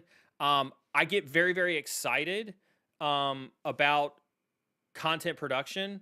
When I think about content production in a Web 3.0 decentralized type of world, I have started to port my stuff over to Odyssey, ODYSEE. You can see that in the content or in the channel info on Discord. I'm still evaluating, a multi-streaming option between streaming to YouTube and streaming to Odyssey. Odyssey's streaming platform apparently is like not that great. And I don't feel like dealing with a terrible streaming platform. But for right now, I am starting to mirror my content on Odyssey because I like the idea of not having YouTube being able to copyright strike me or be able to copyright strikes, anybody can get copyright stricken, but being able to take down any of the hacking content. Great question here. Is your .com experience shaping your view of Web 3.0? Kind of, yes and no. Kind of. My .com experience reminds me of what it's like to be on the cusp of the internet changing, right? Take this NFT argument, right? It never fails. I lose viewers, I lose subscribers, I lose followers when I talk about being in crypto and being in NFTs. Because there is a vast hate, apparently, between crypto boys and security boys. But how many of you would know how to deliver a JavaScript exploit payload via an NFT? Probably most of you didn't even know that that was out there until I mentioned it on the stream on Wednesday. Right? You know why you didn't know it is out there? I'm going to generalize. I'm not calling out anybody specifically, right? But because you were probably succumbing to the social media pressure of just thinking the only thing about NFTs is this idea that they're pixelated GIFs. Whereas if you had done your own research, if you had looked at the technology, if you had looked at it with an objective eye, and if you had followed the hype and realized that this is going to be part of the future, you would go out there and start digging, and you'd find out that in September and October, Checkpoint Security found a vulnerability that allowed people to embed malicious JavaScript into NFTs that, when viewed a certain way, facilitated a connection to your wallet to transfer funds without you knowing about it. So how can you call yourself a cybersecurity person if when new technology comes out, you follow the social path of that new technology and you immediately start to shun it, you immediately start to LOL at all the fucking right-click. Whoops, I just set up on stream. You can tell that was a soapbox item for me. You can tell that was a soapbox item of me. How can you call yourself a cybersecurity professional that's interested in technology and interested in trying to be on the cutting edge of everything that we've got going on, if whenever new technology comes out, you're like, somebody's laughing about it on Instagram, somebody's laughing about it on Twitter, somebody thinks that they're part of the right-click game, NFTs are going to die. Guess what? We're getting payloads, delivered via NFTs. We're getting money taken out of, people's wallets, right? Because of malicious NFTs, right? So how would you know that that existed if you weren't researching the topic? And so is it shaping my views of Web 3.0? It is, which is why when I see major organizations like Facebook change its name to Meta and double down on Metaverse, when I see Microsoft a week later double down on Metaverse, right? When you see the market doubling down on NFTs, when you see OpenSea make $3 billion, right, in 1 month selling NFTs, when you see restaurants creating membership only programs that the only way to get into the restaurant is if you have an NFT.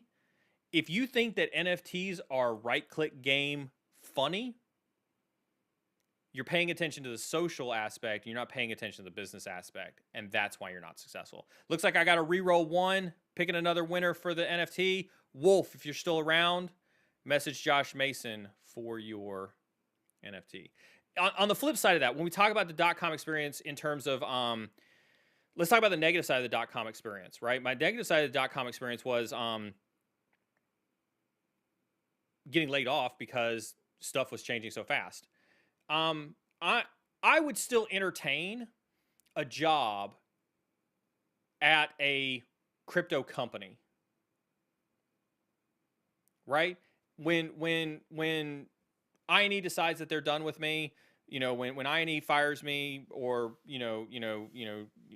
whatever happens in the future with INE, when INE and I part ways, I'd love to get a job in the crypto space, right? Working for an exchange. I'd love to work at crypto.com. I'd love to work at Coinbase. If the CISO from crypto.com or Coinbase called me up today, I'd hear that conversation, right? I'd hear that conversation, right? Is it a risk? Does it remind me of my .com days? Could both of those exchanges go belly up? Absolutely, 100%. But I think the space is so cool, and I think I'm at a point in my life where I can afford to take that risk on my career. I'd absolutely take that risk on my career. Absolutely. I didn't realize the risk I was taking at 21, right? I didn't understand the risk when I was 21. And I don't know if I would have made the same decision or not back in the .com boom that I was in 21 or in 2001. But now that I understand the risk, now that I understand the space, I'd probably take that risk now. I'd take that risk now. Just waiting on this last NFT to go out, and then we will roll for the INE Premium. I do want to thank everybody for following the rules when it comes to the raffles. It has made things a lot easier. I don't mind the re-rolls so much as I do the unethical behavior surround people trying to scam us. Can you share some thoughts on cyber insurance? Is this a must for businesses and how it works? This is a fantastic question. I love answering questions like this one too, right? Am I re-rolling again, Josh? Am I re-rolling one more? I tell you what. If we don't get this last one, that's fine. We'll hold on to the last NFT. We'll hold on to that last one. We'll let the 4 people that got them. We're not gonna let one person hold up the giveaway for this one.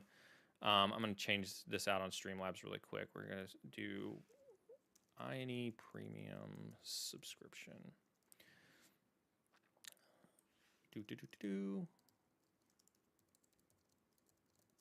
I'm not gonna start the giveaway yet. Actually, I'm not gonna start the giveaway yet. We're gonna give away an INE Premium sub, but I want to talk about a couple things first, really quickly, and then I'll answer this question. Monday night, we're gonna start doing technical streams. I'm gonna be doing some labs on stream. It is gonna be a very chill stream, right? When I say chill, it's gonna be unstructured, because you saw my poll up on Monday, or yeah, I think I put it up Monday this week, where I asked if you want more structured or unstructured. Carmen and I have always tried to create very structured streams, and so because of that, if there wasn't a lot of planning that has gone into a stream, we oftentimes didn't do it because it didn't meet our quality standards. The only one that we do that technically isn't structured is this one, because we just open it up as an AMA, right? And so we've decided that we're going to take a risk and we're going to expand, because I know a lot of you want to see more technical content. A lot of you like the videos that I did for Advent of Cyber over the break, and so you want to see more of those. And so I'm going to going to start doing more of those. So Monday stream. Now, important part about that, right? Important part about that. It will be members only. It will be members only. We will start the stream open to the public. I'll make some stream announcements, but I am going to gate that behind members only.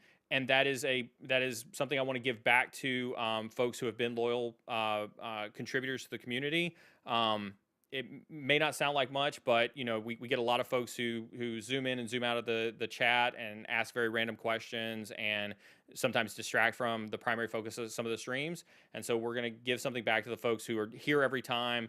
They've contributed to the giveaways and the prizes. And so that Monday stream will be a members only stream. We're going to keep it at the lower tier. It is gatekeeping. You can call that. You can call it gatekeeping. It's my content. And yes, I will be giving something back to my members doing that. Absolutely. If you don't like that, then don't tune into that stream. I give enough away on the stream all day long. Like, yeah, that's how I feel about it. So that will be members only, and I am doing that, right? Wednesday, back to normally scheduled interviews, right? We will have Joel Fulton back on stream. If you've been a part of, if you've seen Joel Fulton in the past, you know Joel is awesome. He's got tons of great advice. We will be, we'll obviously be minting some NFTs with Joel on it, and trying to find some good stuff that we can have Joel give away for free on the stream, right? And just generally enjoying our time with Joel, right? Joel's always got great perspective on the industry. He's former CISO of Splunk, current CEO of Lucidum, living the .com space in the current tech bubble right now, right? Let's see, so that was Wednesday. Tuesday, speaking of more free content, Doc Jade is starting his Python course. Not course, but just Python study group, right? So if you remember last year, every Tuesday, Brandon and Joel did a CISSP study group. Doc Jade has agreed to do a Python study group. Again, completely for free.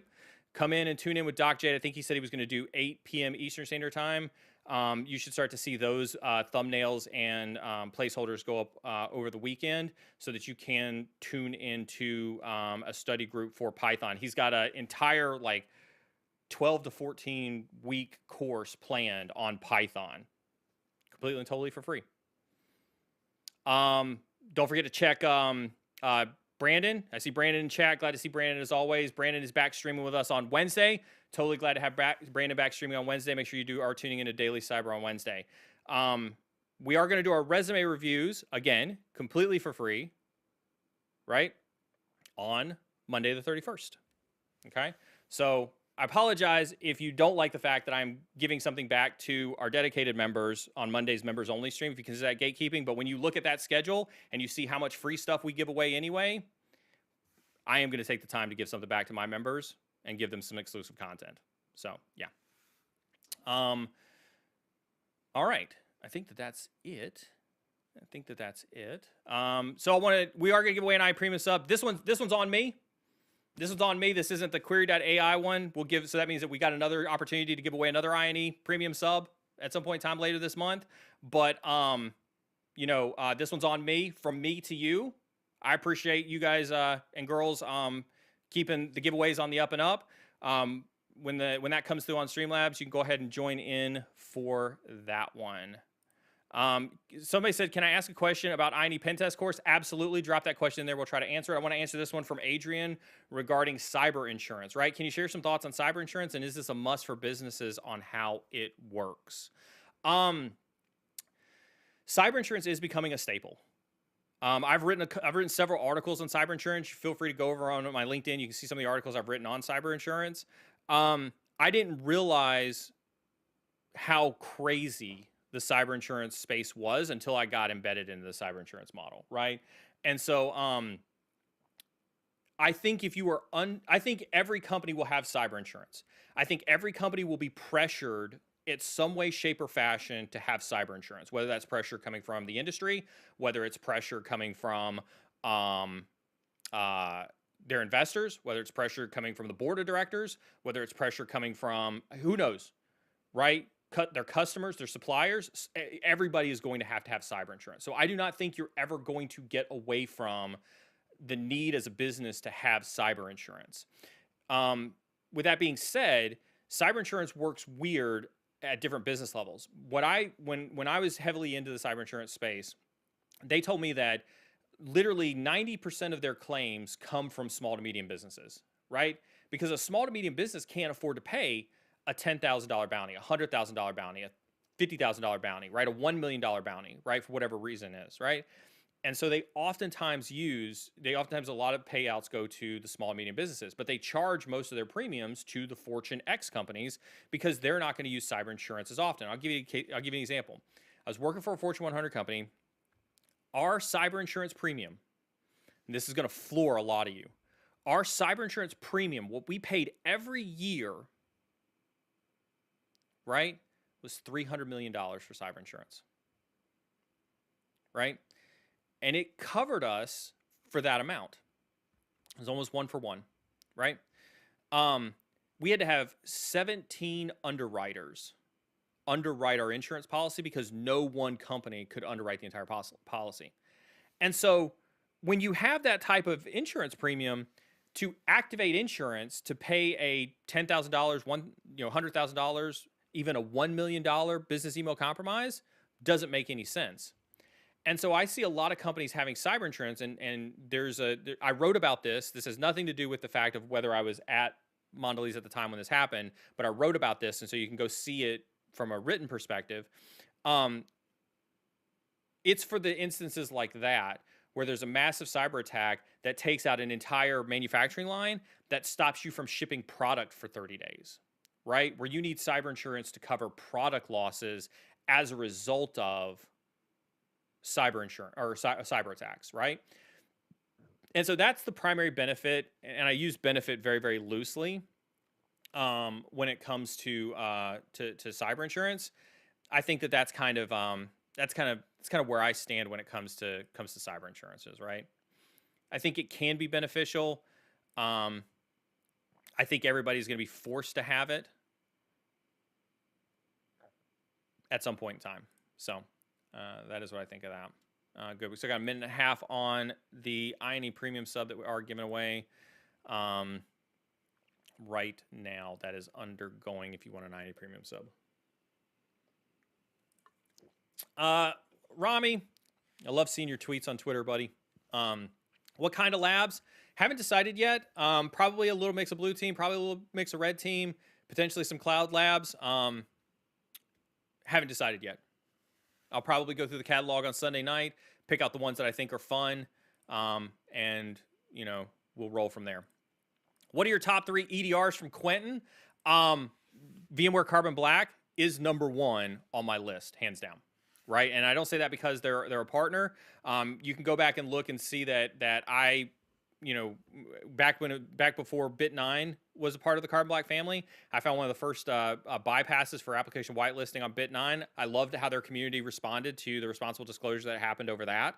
And then eventually they became part of the Carbon Black family, and I got hooked up with Carbon Black Response on-prem when I was working for an MSSP out of Ann Arbor and built their managed detection response and threat hunting service. And that solidified that I loved their threat hunting and EDR capabilities then.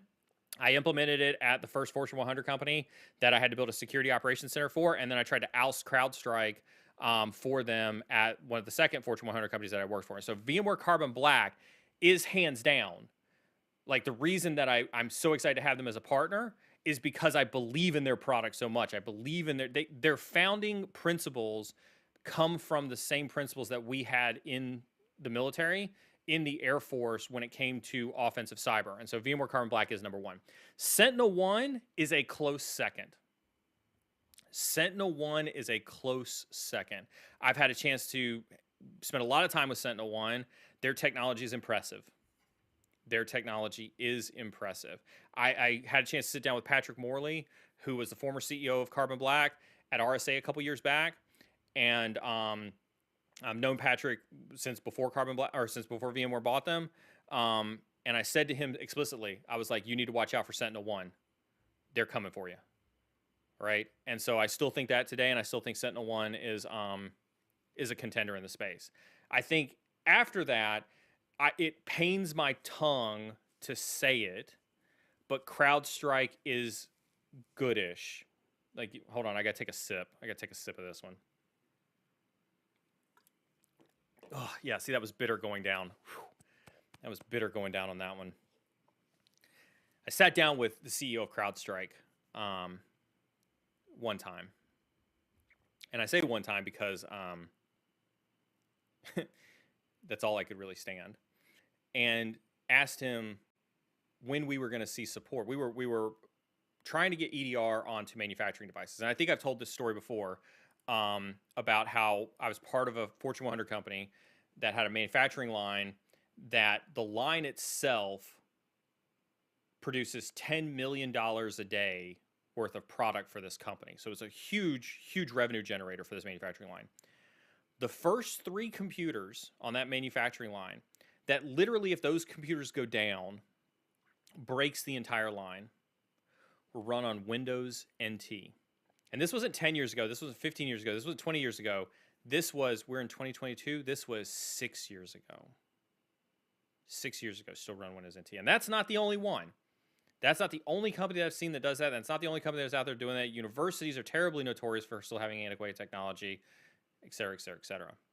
Right? And so I sat down with the CEO of CrowdStrike and I said, hey, look, we're dealing with this challenge. We'd really love to keep your technology in place, but we really, really need support for end-of-life operating systems. And it looked me and the CISO dead in the eye and was like, it's designed that way. We're not doing it. And while I applaud the business he's built, and while I applaud that it is successful in that model, that puts a bitter taste in my mouth. Because I can tell you on the other side of that, when I had the exact same conversation after WannaCry, when we called, I don't know if I'm supposed to say this or not. If I've got anybody from my Carbon Black partnership in chat this morning listening to me and I'm not supposed to say this, then I apologize. When WannaCry hit, we had WannaCry on some of our manufacturing systems that had Windows XP on them.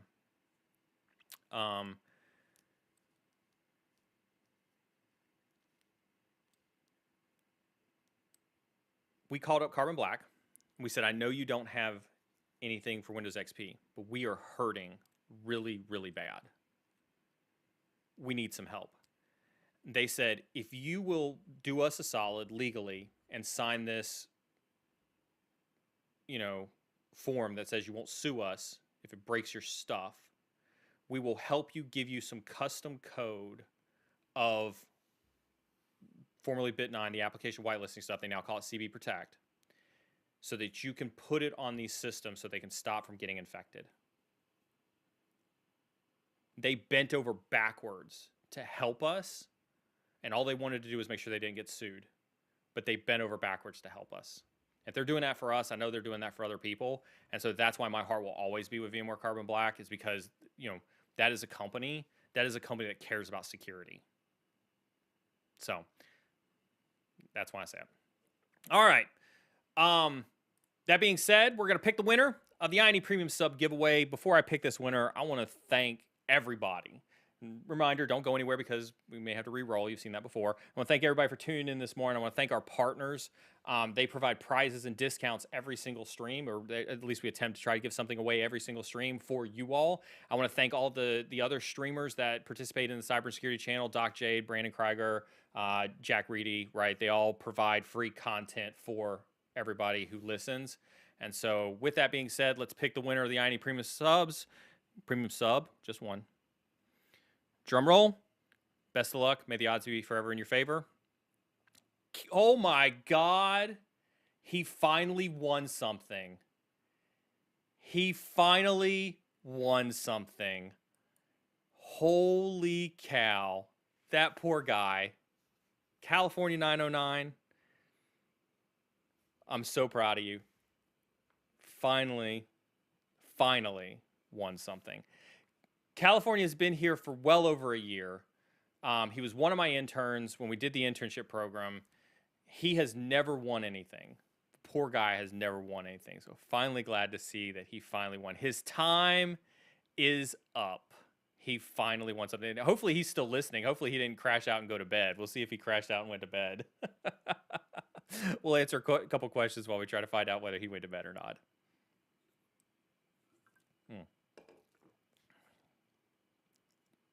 Let's see what else we got here. This is good. If you want to follow a threat hunt role, do you need to have some programming knowledge like C Sharp or assembly? I think Python is important for threat hunting, right? Go to INE. You can take some. For those who didn't know, there's free Python training on INE. It's in Starter Pass. Like if you're signed up for Starter Pass, there's a Python course with Jupyter Notebooks on INE right now, right? And so you should be over there on INE learning Python if you're not already, right? We have a ton of Python content. I was talking with our platform guy, saw a lab with the new PTA infrastructure in terms of doing Python labs in Jupyter Notebooks on the PTA infrastructure in a web browser without actually having to have any of that stuff on your local machine whatsoever, right? You don't have to have Python locally or anything like that. You can do an entire Python course in the PTA labs, right?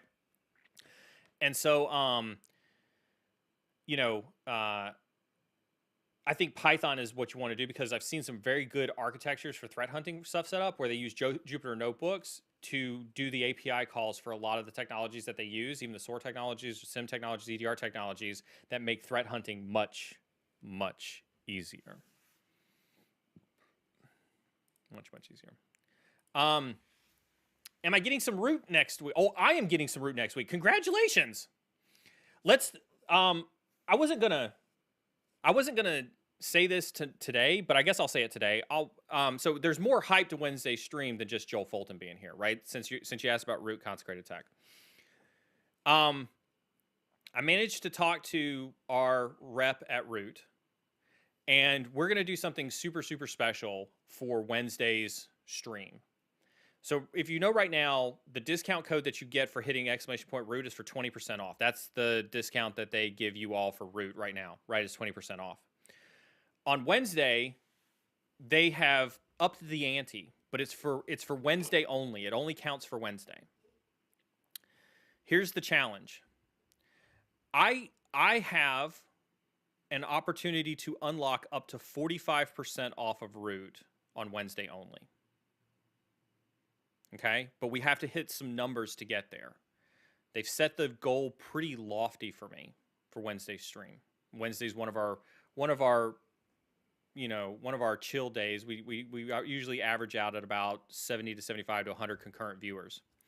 So if we get 100 concurrent viewers on Wednesday's stream, we can unlock a 30% discount code. If we get 150 concurrent viewers for the entirety of the stream, we can unlock a 35% discount code. If we get to 200 concurrent viewers on Wednesday's hype stream with Joel Fulton, they will unlock a 45% discount code for 48 hours for @Root. So the goal is high. But if we get to 200 concurrent users on Wednesday's stream, 45% discount code on cases of Root. So I was going to talk about that on Monday, but since you brought it up, Consecrated Tech, I'll talk about it now. But we got a lot of pressure on us. For Wednesday. All right. Looks like we picked up Callie. Callie messaged Josh Mason. I want to thank everybody for today. Whoops, sorry. I didn't mean to actually pick that winner, A-M. I clicked the wrong button in Streamlabs. You're not a winner. I mean, you're a winner in my book, but you didn't win the INE Premium sub. You're a winner in my book. Listen, thank you all so very much for tuning in this Friday morning. We obviously went over for our short format this morning. Congratulations to all the winners for today. Remember to hit that exclamation point partners. Make sure remember to hit that exclamation point socials. Remember to tune into Monday's stream. Looking forward to seeing everybody there as we do some cool stuff. I appreciate everybody coming in and asking me some questions this morning. And listen, whether you're on the red side, whether you're on the blue side, whether you're still deciding, keep learning. And we'll see you Monday.